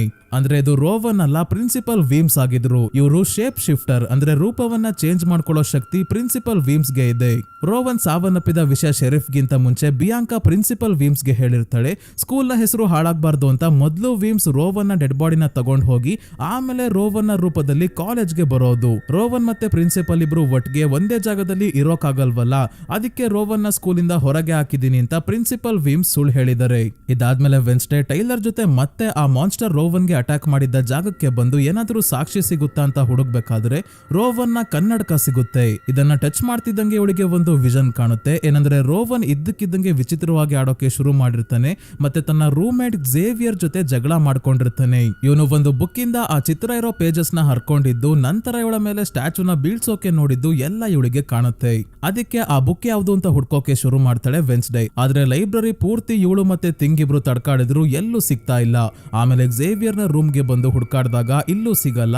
ಆದ್ರೆ ಬಿಯಾಂಕಾ ಬಂದು ಝೇವಿಯರ್ ಹತ್ರ ಮಾತಾಡ್ಬೇಕಾದ್ರೆ ನಮ್ಗೆ ಗೊತ್ತಾಯ್ತು ನಾಳೆ ಬೋಟ್ ರೇಸ್ ಇದೆ, ಇದರಲ್ಲಿ ಪ್ರತಿ ಬಾರಿ ಬಿಯಾಂಕಾನ ಗೆಲ್ಲೋದು, ಅದು ಮೋಸ ಮಾಡಿ. ಈ ಬಾರಿ ಕೂಡ ಈನಿಡ್ ಮತ್ತೆ ಅವಳ ಟೀಮ್ ನ ಸೋಲ್ಸ್ಬೇಕು ಅಂತ ಪ್ಲಾನ್ ಮಾಡಿದಾಳೆ. ಅದಕ್ಕೆ ಬಿಯಾಂಕಾಗೆ ಬುದ್ಧಿ ಕಲಿಸ್ಬೇಕು ಅಂತ ವೆನ್ಸ್ಡೇ ಈನಿಡ್ ನ ಟೀಮ್ ಗೆ ಸೇರ್ಕೊಂತಾಳೆ. ಮುಂದಿನ ದಿನ ಬೋಟ್ ರೇಸ್ ಅಲ್ಲಿ ಪ್ರತಿ ಬಾರಿ ಬಿಯಾಂಕಾಳ ಟೀಮ್ ಹೇಗೆ ಗೆಲ್ತಾ ಇತ್ತು ಅಂತ ಗೊತ್ತಾಯ್ತು. ಸೈರನ್ ಆಗಿರೋ ತನ್ನ ಫ್ರೆಂಡ್ ಒಬ್ಬನನ್ನ ನೀರಿನ ಒಳಗೆ ಕಳಿಸಿ ಬೇರೆ ಬೋಟ್ ಗಳನ್ನ ಆಕ್ಸಿಡೆಂಟ್ ಮಾಡಿಸ್ತಾ ಇರ್ತಾಳೆ. ಆದ್ರೆ ವೆನ್ಸ್ಡೇ ಥಿಂಗ್ ನ ಕಳಿಸಿದಾಗ ಥಿಂಗ್ ನೀರಿನ ಒಳಗೆ ಆ ಸೈರನ್ ಗೆ ಹೊಡೆದು ಪ್ರಜ್ಞೆ ತಪ್ಪಿಸಿ ಬಂದ್ರೆ ವೆನ್ಸ್ಡೇ ಟೀಮ್ ಅವರು ಬಿಯಾಂಕಾಳ ಬೋಟ್ ನ ನಾಶ ಮಾಡಿ ಕೊನೆಗೂ ಗೆಲ್ತಾರೆ. ಗೆದ್ದು ಸಾಕಾಗಿ ಬಂದು ತುಂಬಾನೇ ಫೇಮಸ್ ಪೊಯಟ್ ಆಗಿದ್ದ ಎಡ್ಗರ್ ಅಲನ್ ಪೋ ಅವರ ಸ್ಟ್ಯಾಚು ಕೆಳಗೆ ಕುತ್ಕೊಂಡಿದ್ದಾಗ ಸ್ಟ್ಯಾಚುನ ಕೈಯಲ್ಲಿ ಒಂದು ಬುಕ್ ಇದೆ. ಈ ಬುಕ್ ನ ಮೇಲಿರೋ ಸಿಂಬಲ್ ಮತ್ತೆ ರೋವನ್ ಸಾಯಿಸೋಕು ಮುಂಚೆ ತನ್ನ ತಾಯಿ ಬಿಡಿಸಿರೋ ಚಿತ್ರವನ್ನ ಇವಳಿಗೆ ತೋರಿಸಿದ್ನಲ್ಲ, ಅದರ ಮೇಲಿರೋ ವಾಟರ್ ಮಾರ್ಕ್ ಎರಡು ಕೂಡ ಒಂದೇ. ಮೋಸ್ಟ್ಲಿ ಇಲ್ಲೇನೋ ರಹಸ್ಯ ಅಡಗಿದೆ ಅಂತ ವೆನ್ಸ್ಡೇ ಯಾರಿಗೂ ಕಾಣ್ದಂಗೆ ಮತ್ತೆ ರಾತ್ರಿ ಈ ಸ್ಟ್ಯಾಚು ಹತ್ರ ಬಂದಾಗ ಬುಕ್ ಮೇಲೆ ಕೆಲವೊಂದು ಒಗಟುಗಳಿದೆ. ಇದನ್ನ ಸಾಲ್ವ್ ಮಾಡಿದಾಗ 2 ಬಾರಿ ಚಿಟ್ಕೆ ಹೊಡಿಬೇಕು ಅಂತ ಅರ್ಥ ಬರುತ್ತೆ. 2 ಸಲ ಚಿಟ್ಕೆ ಹೊಡಿತಿದ್ದಂಗೆ ಸ್ಟ್ಯಾಚು ಹಿಂದಕ್ಕೆ ಹೋಗಿ ಒಂದು ಸೀಕ್ರೆಟ್ ಜಾಗಕ್ಕೆ ಹೋಗೋ ದಾರಿ ಕಾಣುತ್ತೆ. ಇಲ್ಲಿಗೆ ಬಂದಾಗ ವೆನ್ಸ್ಡೇಗೆ ಗೊತ್ತಾಯ್ತು ಇದೇ ಆ ನೈಟ್ ಶೇಡ್ ಅನ್ನೋ ಸೀಕ್ರೆಟ್ ಸೊಸೈಟಿ ಅವರ ಸೀಕ್ರೆಟ್ ಜಾಗ ಅಂತ. ಈ ಲೈಬ್ರರಿಯ ಬುಕ್ ಇಂದಾನೆ ಆ ಚಿತ್ರವನ್ನ ತಗೊಂಡಿದ್ದು ರೋವನ್. ಆ ಬುಕ್ ಕೂಡ ಇವಳಿಗೆ ಸಿಗುತ್ತೆ. ರೋವನ್ ಚಿತ್ರದ ಅರ್ಧ ಭಾಗ ಮಾತ್ರ ಅರ್ಕೊಂಡಿದ್ದ, ಇನ್ನೊಂದು ಭಾಗದಲ್ಲಿ ಜೋಸೆಫ್ ಕ್ರಾಕ್ಸ್ಟೋನ್ ಅನ್ನೋ ವ್ಯಕ್ತಿ ಇದ್ದಾನೆ. ಈ ಜೋಸೆಫ್ ಕ್ರಾಕ್ಸ್ಟೋನ್ ಬೇರೆ ಯಾರು ಅಲ್ಲ, ಈ ಟೌನ್ ಜೆರಿಕೋನ ಸ್ಥಾಪಿಸಿರೋದು ಇವನೇ. ಇವನಿಗೆ ಔಟ್ಕಾಸ್ಟ್ ಗಳನ್ನ ಕಂಡ್ರೆ ಆಗ್ತಿರಲ್ಲ, ಎಲ್ಲರನ್ನ ಕೊಲ್ಬೇಕು ಅಂತ ಅನ್ಕೊಂಡಿದ್ದ. ಆದ್ರೆ 17ನೇ ಶತಮಾನದಲ್ಲಿ ಅದೇ ವೆನ್ಸ್ಡೇ ನ ಪೂರ್ವಜರಾಗಿದ್ದ ಗುಡಿ ಆಡಮ್ಸ್ ಇವನನ್ನ ಕೊಂದಿರ್ತಾಳೆ. ಈ ಬುಕ್ ನ ತಗೊಂಡ್ ಹೋಗ್ಬೇಕಾದ್ರೆ ನೈಟ್ ಶೈಡ್ ಸೊಸೈಟಿ ಅವರು ಇವಳನ್ನ ಕಿಡ್ನಾಪ್ ಮಾಡಿ ಚೇರ್ಗೆ ಕಟ್ಟಾಕಿ ಕೂರ್ಸ್ಕೊಂತಾರೆ. ಈ ಸೀಕ್ರೆಟ್ ಜಾಗಕ್ಕೆ ಬೇರೆಯವರೆಲ್ಲ ಬರೋ ಹಾಗಿಲ್ಲ, ಅದಕ್ಕೆ ಇವಳಿಗೆ ಏನ್ ಮಾಡೋದು ಅಂತ ಬಿಯಾಂಕಾ ಯೋಚನೆ ಮಾಡ್ಬೇಕಾದ್ರೆ ಝೇವಿಯರ್ ಇವಳನ್ನ ಕೂಡ ನೈಟ್ ಶೈಡ್ ಸೊಸೈಟಿಗೆ ಸೇರ್ಸ್ಕೊಳ್ಳೋಣ ಅಂತ ಹೇಳ್ತಾನೆ. ಯಾಕಂದ್ರೆ ಅವ್ರ ಅಪ್ಪ ಅಮ್ಮ ಕೂಡ ಈ ಸೊಸೈಟಿಯಲ್ಲಿ ಮೆಂಬರ್ ಆಗಿದ್ರು. ಆದ್ರೆ ವೆನ್ಸ್ಡೇಗೆ ತನ್ನ ತಾಯಿಯ ಹಾದಿಯಲ್ಲಿ ನಡೆಯೋಕೆ ಇಷ್ಟ ಇಲ್ವಲ್ಲ, ಅದಕ್ಕೆ ಸೊಸೈಟಿಗೆ ಸೇರ್ಕೊಳಲ್ಲ. ಕೈಗೆ ಕಟ್ಟಿರೋ ಹಗ್ಗವನ್ನ 1 ನಿಮಿಷಕ್ಕೆ ಇವಳೆ ಬಿಡಿಸ್ಕೊಂಡಿದ್ದಾಳೆ. ನಿಮ್ಮಂತವರಿಂದ ಕಿಡ್ನಾಪಿಂಗ್ ಏನೆ ಕೆಟ್ಟ ಹೆಸರು ಅಂತ ಹೇಳಿ ಹೋಗ್ತಾಳೆ. ಒಂದಿನ ಸ್ಕೂಲ್ ಅವರು ಔಟ್ ರೀಚ್ ಡೇ ಅಂತ ಮಾಡ್ತಿದ್ದಾರೆ. ಅಂದ್ರೆ ನೆವರ್ ಮೋರ್ ಅಕಾಡೆಮಿಯಲ್ಲಿ ಇರೋರೆಲ್ಲ ಜೆರಿಕೋ ಟೌನ್ ಗೆ ಹೋಗಿ ಅಲ್ಲಿರೋ ಜನರ ಜೊತೆ ವಾಲಂಟಿಯರ್ ಆಗಿ ಕೆಲಸ ಮಾಡೋದು. ಇದೇ ಸಿಕ್ಕಿದ ಚಾನ್ಸ್ ಬುಕ್ ಅಲ್ಲಿ ಆ ಚಿತ್ರದ ಇನ್ನೊಂದು ಭಾಗದಲ್ಲಿ ಇರೋ ಜೋಸೆಫ್ ಕ್ರಾಕ್ಸ್ಟೋನ್ ನ ಬಗ್ಗೆ ತಿಳ್ಕೊಳ್ಳೋಕೆ ಅಂತ ವೆನ್ಸ್ಡೇ ಪಿಲಿಗ್ರಿಮ್ ವರ್ಲ್ಡ್ ಅನ್ನೋ ಥೀಮ್ ಪಾರ್ಕ್ ಗೆ ಬರ್ತಾಳೆ. ಇಲ್ಲಿ ಪಿಲಿಗ್ರಿಮ್ಸ್ ಹೇಗೆ ಬದುಕ್ತಾ ಇದ್ರು ಅನ್ನೋದ್ರ ಬಗ್ಗೆ ಎಲ್ಲಾ ಡಿಸ್ಪ್ಲೇ ಇಟ್ಟಿದ್ದಾರೆ. ಪಿಲಿಗ್ರಿಮ್ಸ್ ಯಾರು ಅಂತ ನಿಮ್ಗೆ ಗೊತ್ತಿಲ್ಲ ಅಂದ್ರೆ ಹೇಳ್ಬಿಡ್ತೀನಿ ಸ್ನೇಹಿತರೆ. ಇವರು ಬ್ರಿಟಿಷ್ ಅಂದ್ರೆ ಇಂಗ್ಲೆಂಡ್ ಅಲ್ಲಿ ಇದ್ದವರು, ಅಲ್ಲಿಂದ ಅಮೆರಿಕಾಗೆ ಬಂದು ಸೆಟಲ್ ಆಗಿರ್ತಾರೆ. ಇಲ್ಲಿನ ಲೋಕಲ್ ಜನರಿಗೆ ತುಂಬಾನೇ ತೊಂದರೆ ಕೊಟ್ಟಿರ್ತಾರೆ ಈ ಪಿಲಿಗ್ರಿಮ್ಸ್. ಜೋಸೆಫ್ ಕ್ರಾಕ್ಸ್ಟೋನ್ ಕೂಡ ಪಿಲಿಗ್ರಿಮ್ ಆಗಿದ್ದ. ಗುಡಿ ಆಡಮ್ಸ್ ನ ಫ್ಯಾಮಿಲಿನ ಅವನು ಕೊಂದಿರ್ತಾನೆ. ಹೇಗೆ ಅಂತ ಮುಂದೆ ನೋಡೋಣ. ಪಿಲಿಗ್ರಿಮ್ ವರ್ಲ್ಡ್ ಅಲ್ಲಿ ಮೀಟಿಂಗ್ ಹೌಸ್ ಇರುತ್ತೆ. ಇದರಲ್ಲಿ ಜೋಸೆಫ್ ಕ್ರಾಕ್ಸ್ಟೋನ್ ಗೆ ಸೇರಿದ ತುಂಬಾನೇ ವಸ್ತುಗಳು ಇದಾವೆ ಅಂತ ವೆನ್ಸ್ಡೇಗೆ ಗೊತ್ತಾಗಿ ಯಾರಿಗೂ ಕಾಣ್ದಂಗೆ ಮೀಟಿಂಗ್ ಹೌಸ್ ಗೆ ಬರ್ತಾಳೆ. ಇಲ್ಲಿ ತನ್ನ ರೀತಿನೇ ಕಾಣೋ ಗುಡಿ ಆಡಮ್ಸ್ ನ ಪೇಂಟಿಂಗ್ ಅಲ್ಲಿ ನೋಡ್ತಾಳೆ. ಇದಕ್ಕಿಂತ ಮುಂಚೆ ಬೋಟ್ ರೇಸ್ ಇತ್ತಲ್ಲ, ಆಗ್ಲೇ ವಿಷನ್ ಅಲ್ಲಿ ಗುಡಿ ಆಡಮ್ಸ್ ನ ಇವಳು ನೋಡಿದ್ಲು. ಇವಳ ಕೈಯಲ್ಲಿ ಒಂದು ಬುಕ್ ಇರೋದನ್ನ ನೋಡಿ ಇದೇ ರೀತಿ ಬುಕ್ ನ ಡಿಸ್ಪ್ಲೇಗೂ ಇಟ್ಟಿದ್ದಾರೆ. ಬುಕ್ ಆಫ್ ಶಾಡೋಸ್ ಅಂತ ಇದರ ಹೆಸರು. ಇದನ್ನ ಓಪನ್ ಮಾಡಿದಾಗ ಗೊತ್ತಾಯ್ತು ಇದು ನಕಲಿ ಬುಕ್ ಅಂತ. ಇವಳು ಇದೆಲ್ಲ ಯಾಕೆ ನೋಡ್ತಾ ಇದ್ದಾಳೆ ಅಂದ್ರೆ ಭವಿಷ್ಯದಲ್ಲಿ ಸಾವನ್ನಪ್ಪಿರೋ ಜೋಸೆಫ್ ಕ್ರಾಕ್ಸ್ಟೋನ್ ತನ್ನ ಮುಂದೆ ಹೇಗೆ ಚಿತ್ರದಲ್ಲಿ ನಿಂತಿದ್ದಾನೆ, ಇವಳ ಕಡೆಯಿಂದ ಯಾಕೆ ನೆವರ್ ಮೋರ್ ಅಕಾಡೆಮಿ ನಾಶ ಆಗುತ್ತೆ ಅಂತ ತಿಳ್ಕೋಬೇಕು ಅಂದ್ರೆ ಮೊದಲು ಜೋಸೆಫ್ ಕ್ರಾಕ್ಸ್ಟೋನ್ ನ ಇತಿಹಾಸದ ಬಗ್ಗೆ ತಿಳ್ಕೋಬೇಕು ಅನ್ನೋದು ಇವಳ ಉದ್ದೇಶ. ಆದ್ರೆ ಈ ಜಾಗದಲ್ಲಿ ಏನೂ ಇಲ್ಲ. ಈ ಊರಲ್ಲಿ ಇದ್ದ ಒರಿಜಿನಲ್ ಮೀಟಿಂಗ್ ಹೌಸ್ ಅಂದ್ರೆ 17ನೇ ಶತಮಾನದ ಮೀಟಿಂಗ್ ಹೌಸ್ ಎಲ್ಲಿದೆ ಅಂತ ಟೈಲರ್ ಗೆ ವಿಚಾರಿಸಿದಾಗ ಕೊನೆಗೂ ಇವನಿಂದ ಒರಿಜಿನಲ್ ಮೀಟಿಂಗ್ ಹೌಸ್ ಎಲ್ಲಿದೆ ಅಂತ ಗೊತ್ತಾಯ್ತು. ಕಾಡಿನಲ್ಲಿ ಇರೋ ಈ ಮೀಟಿಂಗ್ ಹೌಸ್ ನ ಡೋರ್ ಟಚ್ ಮಾಡಿದಾಗ ಇವಳಿಗೆ ಒಂದು ವಿಷನ್ ಕಾಣುತ್ತೆ. 17ನೇ ಶತಮಾನದಲ್ಲಿ ಪಿಲಿಗ್ರಿಮ್ಸ್ ಎಲ್ಲರೂ ಒಬ್ಬೊಬ್ಬರಾಗೆ ಬಂದು ಸೆಟಲ್ ಆದ್ಮೇಲೆ ನೋಡ್ತಿದ್ದಂಗೆ ಇಲ್ಲಿನ ಸ್ಥಳೀಯ ನಿವಾಸಿಗಳ ಭೂಮಿಯನ್ನ ಕಿತ್ಕೊಂಡು ತುಂಬಾನೇ ತೊಂದರೆ ಕೊಡೋಕೆ ಶುರು ಮಾಡ್ತಾರೆ. ಪಿಲಿಗ್ರಿಮ್ಸ್ ನ ಲೀಡರ್ ಜೋಸೆಫ್ ಕ್ರಾಕ್ಸ್ಟೋನ್ ಇಲ್ಲಿನ ಸ್ಥಳೀಯರನ್ನ ತನ್ನ ಕಡೆ ಸೇರಿಸಿಕೊಂಡು ಔಟ್ಕಾಸ್ಟ್ ಗಳನ್ನ ಮಾತ್ರ ಕೊಲ್ಬೇಕು, ಅವರು ಒಳ್ಳೆಯವರಲ್ಲ ಅಂತ ಹೇಳಿ ಎಲ್ಲ ಔಟ್ಕಾಸ್ಟ್ ಗಳನ್ನ ಒಂದು ಬಿಲ್ಡಿಂಗ್ ಅಲ್ಲಿ ಬಂಧಿಸಿದಾನೆ. ಕೊನೆ ಕೊನೆಯದಾಗಿ ಗುಡಿ ಆಡಮ್ಸ್ ಮಾಟಗಾತಿ ಆಗಿದ್ದಾಳೆ ಅಂತ ಹೇಳಿ ಇವಳನ್ನ ಕೂಡ ಬಿಲ್ಡಿಂಗ್ ಒಳಗೆ ಹಾಕಿ ಇಡೀ ಬಿಲ್ಡಿಂಗ್ ಗೆನೆ ಬೆಂಕಿ ಹಚ್ಚಿದಾಗ ಗುಡಿ ಆಡಮ್ಸ್ ಅವ್ರ ಅಮ್ಮ ನಮ್ಮನ್ನ ಚೈನ್ ಹಾಕಿ ಕಟ್ಟಾಕಿದ್ದಾರೆ, ನೀನಾದ್ರೂ ತಪ್ಪಿಸ್ಕೋ ಅಂದಾಗ ಇವಳೊಬ್ಳು ತಪ್ಪಿಸ್ಕೊಂಡಿರ್ತಾಳೆ, ಬೇರೆಯವರೆಲ್ಲ ಸಾವನ್ನಪ್ಪಿರ್ತಾರೆ. ಇಷ್ಟನ್ನ ವಿಷನ್ ಅಲ್ಲಿ ವೆನ್ಸ್ಡೇ ನೋಡಿ ಆದ್ಮೇಲೆ ಮತ್ತೆ ಆ ಮಾನ್ಸ್ಟರ್ ಇದೇ ಜಾಗದಲ್ಲಿ ಇರೋದನ್ನ ನೋಡ್ತಾಳೆ. ಆದ್ರೆ ಅದನ್ನ ಫಾಲೋ ಮಾಡೋ ಅಷ್ಟರಲ್ಲಿ ಎಲ್ಲಿ ಹೋಯ್ತು ಅದು ಅಂತ ಗೊತ್ತಾಗಲ್ಲ. ಈಗ್ಲೂ ಆ ಮಾನ್ಸ್ಟರ್ ಇವಳಿಗೆ ಏನು ಮಾಡಲ್ಲ. ಅದರ ಫುಟ್ ಪ್ರಿಂಟ್ಸ್ ನ ನೋಡಿದಾಗ ಹೋಗ್ತಾ ಹೋಗ್ತಾ ಆ ಮಾನ್ಸ್ಟರ್ ನ ಫುಟ್ ಪ್ರಿಂಟ್ಸ್ ಮನುಷ್ಯರ ಫುಟ್ ಪ್ರಿಂಟ್ಸ್ ಆಗಿದೆ. ಇದರಿಂದ ಇವಳಿಗೆ ಗೊತ್ತಾಯ್ತು ಈ ಮಾನ್ಸ್ಟರ್ ಕೂಡ ಔಟ್ ಕಾಸ್ಟೇ ಆಗಿದೆ, ಮನುಷ್ಯನೇ ಆಗಿದ್ದಾನೆ ಅಂತ. ಹಿಂದೆನೆ ಝೇವಿಯರ್ ಇಲ್ಲಿಗೆ ಬರ್ತಾನೆ. ಟೈಲರ್ ಜೊತೆ ಮಾತಾಡ್ಬೇಕಾದ್ರೆ ಇಲ್ಲಿಗೆ ನೀನು ಬರ್ತಿದ್ಯಾ ಅಂತ ಗೊತ್ತಾಯ್ತು, ಅದಕ್ಕೆ ಬಂದೆ ಅಂತ ಇವನೇನೋ ಹೇಳ್ದ. ಆದ್ರೆ ವೆನ್ಸ್ಡೇಗೆ ಇವನೇ ಮಾನ್ಸ್ಟರ್ ಆಗಿರ್ಬೋದಾ ಅಂತ ಡೌಟ್ ಬರ್ತಾ ಇದೆ. ಆಮೇಲೆ ಜೋಸೆಫ್ ಕ್ರಾಕ್ಸ್ಟೋನ್ ನ ಸ್ಟ್ಯಾಚು ಅನ್ನ ಮೇಯರ್ ಉದ್ಘಾಟನೆ ಮಾಡ್ತಿದ್ದಾರೆ. ಈ ಫಂಕ್ಷನ್ ಅಲ್ಲಿ ವೆನ್ಸ್ಡೇ ಮ್ಯೂಸಿಕ್ ನುಡಿಸ್ತಾ ಇದ್ದಾಳೆ. ಆದ್ರೆ ಜೋಸೆಫ್ ಕ್ರಾಕ್ಸ್ಟೋನ್ ನ ಮೇಲಿರೋ ಕೋಪಕ್ಕೆ ತಿಂಗೆ ಹೇಳಿ ಸ್ವಲ್ಪ ದೊಡ್ಡದಾಗಿ ಉದ್ಘಾಟನೆ ಮಾಡಿಸ್ತಾಳೆ. ಸ್ಟ್ಯಾಚು ಇರೋ ಜಾಗದಲ್ಲಿ ಬ್ಲಾಸ್ಟ್ ಮಾಡಿ. ಜನರು, ಮೇಯರ್ ಮತ್ತೆ ಪ್ರಿನ್ಸಿಪಲ್ ವಿಮ್ಸ್ ಎಲ್ಲ ಕಿರ್ಚಾಡ್ಕೊಂಡು ಓಡ್ ಹೋಗ್ತಿದ್ರು ಕೂಡ ವೆನ್ಸ್ಡೇ ಒಬ್ಳೆ ಕುತ್ಕೊಂಡು ಮ್ಯೂಸಿಕ್ ನುಡಿಸ್ತಾ ಇದ್ದಾಳೆ. ಇನ್ನೊಬ್ಬ ಫ್ರಂಟ್ ಚೇರ್ ಅಲ್ಲೇ ಮಲಗಿದ್ದವನು ಇಷ್ಟೆಲ್ಲ ಆದ್ರೂ ಎಚ್ಚರಿಕೆನೆ ಆಗಿಲ್ಲ. ಇನ್ನೊಂದ್ ಕಡೆ ಕಾಡಿನಲ್ಲಿ ಇರೋ ರಿಯಲ್ ಮೀಟಿಂಗ್ ಹೌಸ್ ಅಲ್ಲಿ ಒಬ್ಬ ಮನೆ ಇಲ್ದೇ ಇರೋ ಭಿಕ್ಷುಕ ವಾಸವಾಗಿರ್ತಾನೆ. ಇವನು ಕ್ಯಾಮ್ರಾವನ್ನ ಕತ್ಕೊಂಡ್ ಬಂದು ಇದ್ ಹೇಗೆ ವರ್ಕ್ ಆಗುತ್ತೆ ಅಂತ ನೋಡ್ಬೇಕಾದ್ರೆ ಆ ಮಾನ್ಸ್ಟರ್ ಬಂದು ಇವನ ಮೇಲೆ ದಾಳಿ ಮಾಡುತ್ತೆ. ಕ್ಯಾಮ್ರಾ ಕೆಳಗೆ ಬಿದ್ದಾಗ ಇದು ಆಟೋಮೆಟಿಕ್ ಆಗಿ ಫೋಟೋ ತೆಕ್ಕೊಳ್ಳುತ್ತೆ. ಶೆರೀಫ್ ಇಲ್ಲಿಗೆ ಬಂದಾಗ ಕ್ಯಾಮ್ರಾ ಕ್ಲಿಕ್ ಮಾಡಿರೋ ಫೋಟೋ ನೋಡಿ ಗಾಬರಿ ಆಗೋಗ್ತಾರೆ. ಇವ್ರಿಗೆ ಗೊತ್ತಿರುತ್ತೆ ಮಾನ್ಸ್ಟರ್ ಇದೆ ಅಂತ, ಆದ್ರೆ ಹೇಗಿದೆ ಅಂತ ಮೊದಲನೇ ಬಾರಿ ನೋಡ್ತಾರೆ. ನಂತರ ವೆನ್ಸ್ಡೇ ಹಾಸ್ಪಿಟಲ್ ನ ಶವಗಾರಕ್ಕೆ ಬರ್ತಾಳೆ. ಮಾನ್ಸ್ಟರ್ ಸಾಯಿಸಿರೋ ಜನರ ಡೆಡ್ ಬಾಡಿನ ನೋಡೋಕೆ. ಥಿಂಗ್ ಮಾನ್ಸ್ಟರ್ ಕೈಗೆ ಸಿಗಾಕೊಂಡು ಸಾವನ್ನಪ್ಪಿರೋರ ಡೀಟೇಲ್ಸ್ ಇರೋ ಡಾಕ್ಯುಮೆಂಟ್ಸ್ ನ ಜೆರಾಕ್ಸ್ ತಗೊಂಡ್ ಬಂದಾಗ ವೆನ್ಸ್ಡೇಗೆ ಗೊತ್ತಾಗುತ್ತೆ ಮಾನ್ಸ್ಟರ್ ಏನೋ ಎಲ್ಲರನ್ನ ಸಾಯಿಸಿದೆ, ಆದ್ರೆ ಆಮೇಲೆ ಯಾರೋ ಸತ್ತಿರೋರ ಬೇರೆ ಬೇರೆ ಬಾಡಿ ಪಾರ್ಟ್ಸ್ ನ ನೀಟಾಗಿ ಕಟ್ ಮಾಡ್ಕೊಂಡು ಹೋಗಿದ್ದಾರೆ ಅಂತ. ವೆನ್ಸ್ಡೇಗೆ ಅನ್ಸುತ್ತೆ ಮಾನ್ಸ್ಟರ್ ಮನುಷ್ಯ ಆದ್ಮೇಲೆ ಕಟ್ ಮಾಡ್ಕೊಂಡು ಹೋಗಿರ್ಬೋದು ಅಂತ, ಆದ್ರೆ ಯಾಕೆ ಅಂತ ಗೊತ್ತಾಗ್ತಿಲ್ಲ. ಇದೇ ಡೌಟ್ ಹಾಸ್ಪಿಟಲ್ ನ ಡಾಕ್ಟರ್ ಅನ್ವರ್ಗೂ ಕೂಡ ಬಂದಿದೆ. ಶೆರೀಫ್ಗೆ ಈ ವಿಷಯ ತಿಳಿಸ್ತಾರೆ ಕೂಡ. ಮುಂದಿನ ದಿನ ವೆನ್ಸ್ಡೇ ಝೇವಿಯರ್ ಕತ್ತಿನ ಮೇಲೆ ಪರ್ಚಿರೋ ಗಾಯವನ್ನ ನೋಡಿ ಇವನೇ ಮಾನ್ಸ್ಟರ್ ಅಂತ ಇವಳಿಗೆ ಮೊದಲೇ ಡೌಟ್ ಇತ್ತಲ್ಲ, ಅದಕ್ಕೆ ಮಾನ್ಸ್ಟರ್ ಆಗಿದ್ದಾಗ ಇವನೇ ಕೆರ್ಕೊಳಕ್ ಹೋಗಿ ಪರ್ಚ್ಕೊಂಡಿರ್ಬೇಕು, ನೋಡೋಣ ಅಂತ ಝೇವಿಯರ್ ನ ಫಾಲೋ ಮಾಡ್ಕೊಂಡು ಒಂದು ಶೆಡ್ ಹತ್ರ ಬರ್ತಾಳೆ. ಝೇವಿಯರ್ ಅವಾಗವಾಗ ಈ ಶೆಡ್ ಬಳಿ ಬರ್ತಾನಲ್ಲ ಅಂತ ಒಳಗೆ ಬಂದು ನೋಡಿದ್ರೆ ಇಲ್ಲಿ ಬರೀ ಮಾನ್ಸ್ಟರ್ ಗಳ ಪೇಂಟಿಂಗ್ ಸ್ಕೆಚ್ ಗಳನ್ನ ಮಾಡಿದ್ದಾನೆ. ಯಾರು ಮಾನ್ಸ್ಟರ್ ನ ನೋಡೇ ಇಲ್ಲ ಅಂದ್ರೆ ಇವನಿಗೆ ಹೇಗೆ ಮಾನ್ಸ್ಟರ್ ಹೇಗಿದೆ ಅಂತ ಗೊತ್ತಾಯ್ತು. ಇವನೇ ಮಾನ್ಸ್ಟರ್ ಅದಕ್ಕೆ ಗೊತ್ತು ಅಂತ ಅನ್ಕೊಂತಾಳೆ ವೆನ್ಸ್ಡೇ. ಜೊತೆಗೆ ಶನಿವಾರ ರೇವನ್ ಡ್ಯಾನ್ಸ್ ಪಾರ್ಟಿ ಇದೆ, ಅಲ್ಲಿಗೆ ಹುಡುಗ ಹುಡುಗಿ ಜೊತೆಗೆ ಡ್ಯಾನ್ಸ್ ಮಾಡೋಕೆ ಹೋಗ್ತಾರೆ. ಆ ಡ್ಯಾನ್ಸ್ ಗೆ ಝೇವಿಯರ್ ಜೊತೆ ಹೋಗೋಕೆ ಡಿಸೈಡ್ ಮಾಡ್ತಾಳೆ. ಇವನ ಹತ್ರ ಇದ್ರೆ ಇವನ ಬಂಡವಾಳ ಗೊತ್ತಾಗುತ್ತೆ ಅಂತ. ಮತ್ತೆ ರೇವನ್ ಡ್ಯಾನ್ಸ್ ಗೆ ವೆನ್ಸ್ಡೇ ಝೇವಿಯರ್ ಜೊತೆ ಹೋಗ್ತಿದ್ದಾಳೆ ಅಂತ ಗೊತ್ತಾಗಿ ಟೈಲರ್ ಗೆ ತುಂಬಾನೇ ಬೇಜಾರಾಗುತ್ತೆ. ಯಾಕಂದ್ರೆ ಇವನು ವೆನ್ಸ್ಡೇನ ಪ್ರೀತಿಸ್ತಾ ಇದ್ದಾನೆ. ಇವಳಿಗೆ ಎಲ್ಲಾ ರೀತಿಯ ಹೆಲ್ಪ್ ಮಾಡ್ತಿದ್ರು, ಕೇರ್ ಮಾಡ್ತಿದ್ರು, ತನ್ನನ್ನ ಮೂಸು ನೋಡ್ತಿಲ್ವಲ್ಲ ಅಂತ ಟೈಲರ್ ಗೆ ದುಃಖ ಆಗ್ತಿದೆ. ವೆನ್ಸ್ಡೇ ಯೂಜಿನ್ ಹತ್ರ ಬಂದಿದ್ದಾಳೆ. ಜೊತೆಗೆ ಝೇವಿಯರ್ ಮಾಡಿರೋ ಸ್ಕೆಚಸ್ ನ ಕೂಡ ತಂದಿದ್ದಾಳೆ. ಒಂದು ಸ್ಕೆಚ್ ಅನ್ನ ನೋಡಿ ಈ ಮಾನ್ಸ್ಟರ್ ನಿಂತಿರೋ ಜಾಗವನ್ನ ನಾನು ಮೊದಲೇ ಕಾಡಿನಲ್ಲಿ ನೋಡಿದ್ದೀನಿ ಅಂತ ಒಂದು ಗುಹೆ ಹತ್ರ ಕರ್ಕೊಂಡ್ ಬರ್ತಾನೆ. ಈ ಗುಹೆ ಒಳಗೆ ತುಂಬಾನೇ ಮೂಳೆಗಳು, ಯಾರನ್ನೋ ಕಟ್ಟಾಕೋಕೆ ಚೈನ್ ಎಲ್ಲ ಇದೆ. ಮುಖ್ಯವಾಗಿ ಇಲ್ಲಿ ಮಾನ್ಸ್ಟರ್ ನ ಉಗುರು ಸಿಗುತ್ತೆ. ಅಂದ್ರೆ ಮಾನ್ಸ್ಟರ್ ಇಲ್ಲಿಗೆ ಅವಾಗವಾಗ ಬರುತ್ತೆ ಅಂತ ಕನ್ಫರ್ಮ್ ಆಯ್ತು. ಮತ್ತೆ ಉಗುರು ಸಿಕ್ತಲ್ಲ, ಝೇವಿಯರ್ ಮಾನ್ಸ್ಟರ್ ಅಂತ ಕನ್ಫರ್ಮ್ ಮಾಡ್ಕೊಳ್ಳೋಕೆ ಮತ್ತೆ ಶೆಡ್ ಗೆ ಬರ್ತಾಳೆ. ಝೇವಿಯರ್ ಕತ್ತನ್ನ ಪರ್ಚ್ಕೊಂಡಾಗ ರಕ್ತವನ್ನ ಬಟ್ಟೆಯಲ್ಲಿ ಒರೆಸ್ಕೊಂಡಿರ್ತಾನೆ. ಆ ಬಟ್ಟೆಯನ್ನ ವೆನ್ಸ್ಡೇ ತಗೊಂಡಾದ್ಮೇಲೆ ಇಲ್ಲಿಗೆ ಝೇವಿಯರ್ ಬರ್ತಾನೆ. ಝೇವಿಯರ್ ಗೆ ಕನ್ಸಲ್ಲಿ ಮಾನ್ಸ್ಟರ್ ಪದೇ ಪದೇ ಕಾಣಿಸ್ಕೊಂತಾ ಇರುತ್ತೆ. ಅದಕ್ಕೆ ಕನ್ಸಲ್ಲಿ ಏನ್ ನೋಡ್ತಾನೋ ಅದನ್ನೇ ಸ್ಕೆಚ್ ಮಾಡ್ತಿದ್ದಾನೆ. ಇವನಿಗೆ ಮೊದ್ಲೇ ಹೇಳ್ದಂಗೆ ಸ್ಕೆಚ್ ನ ಜೀವಂತಗೊಳಿಸೋ ಶಕ್ತಿ ಇದೆಯಲ್ಲ, ಆ ಶಕ್ತಿಯನ್ನ ಕಂಟ್ರೋಲ್ ಮಾಡೋಕೆ ಇವನ್ಗೆ ಬರುತ್ತೆ. ಆದ್ರೆ ಮಾನ್ಸ್ಟರ್ ನ ಡ್ರಾ ಮಾಡಿದಾಗ ಅದು ಜೀವಂತವಾಗಿ ಇವನ ಕತ್ತನ್ನ ಪರಿಚಿದೆ. ತನ್ನನ್ನ ಪದೇ ಪದೇ ಮಾನ್ಸ್ಟರ್ ನ ರೀತಿ ನೋಡ್ತಾ ಇರೋದ್ರಿಂದ ಝೇವಿಯರ್ಗೂ ತುಂಬಾನೇ ಬೇಜಾರಾಗಿ ನೀನು ನಿನ್ನನ್ನ ಬಿಟ್ಟು ಬೇರೆ ಯಾರನ್ನು ಕೇರೆ ಮಾಡಲ್ಲ, ಇದಕ್ಕೆ ನನಗೆ ಡ್ಯಾನ್ಸ್ ಪಾರ್ಟಿಗೆ ಕರೆದಿದ್ದು ಅಂತ ಬೈದು ಕಳಿಸ್ತಾನೆ. ಯಾಕೆ ಅಂದ್ರೆ ಇವನು ಕೂಡ ಇವಳನ್ನ ಇಷ್ಟಪಡ್ತಾ ಇದ್ದಾನೆ. ಒಂದು ತ್ರಿಕೋಣ ಪ್ರೇಮ ಕತೆ. ಹಿಂದೆನೆ ಶರೀಫ್ ಹತ್ರ ವೆನ್ಸ್ಡೇ ಬಂದು ಉಗುರು ಮತ್ತೆ ಬಟ್ಟೆಯಲ್ಲಿರೋ ರಕ್ತದ DNA ಟೆಸ್ಟ್ ಮಾಡ್ಸೋಕೆ ಹೇಳ್ತಾಳೆ. ಮ್ಯಾಚ್ ಆದ್ರೆ ಯಾರು ಮಾನ್ಸ್ಟರ್ ಅಂತ ಹೇಳ್ತೀನಿ ಅಂದಾಗ ಇದು ಮಾಡೇ ಬಿಡೋಣ ಅಂತ ಶರೀಫ್ ಒಪ್ಕೊಂತಾರೆ. ಶನಿವಾರ ಇನ್ನೇನು ರೇವನ್ ಡ್ಯಾನ್ಸ್ ಪಾರ್ಟಿಗೆ ಹೋಗಲ್ವಲ್ಲ ಅಂತ ಯೂಜಿನ್ ಜೊತೆ ಆ ಗುಹೆ ಹತ್ರ ಮಾನ್ಸ್ಟರ್ ಬರುತ್ತಾ ಅಂತ ನೋಡೋಕೆ ಹೋಗೋ ಪ್ಲಾನ್ ಮಾಡ್ತಾಳೆ ವೆನ್ಸ್ಡೇ. ಆದ್ರೆ ಥಿಂಗ್ ಸುಮ್ನೆ ಇಲ್ದಲೆ ಟೈಪ್ ರೈಟರ್ ಅಲ್ಲಿ ಡ್ಯಾನ್ಸ್ ಪಾರ್ಟಿಗೆ ವೆನ್ಸ್ಡೇ ಟೈಲರ್ ಅನ್ನ ಇನ್ವೈಟ್ ಮಾಡಿರೋ ಹಾಗೆ ಮೆಸೇಜ್ ನ ಟೈಪ್ ಮಾಡಿ ಟೈಲರ್ ಗೆ ಕೊಟ್ಟು ಬರುತ್ತೆ.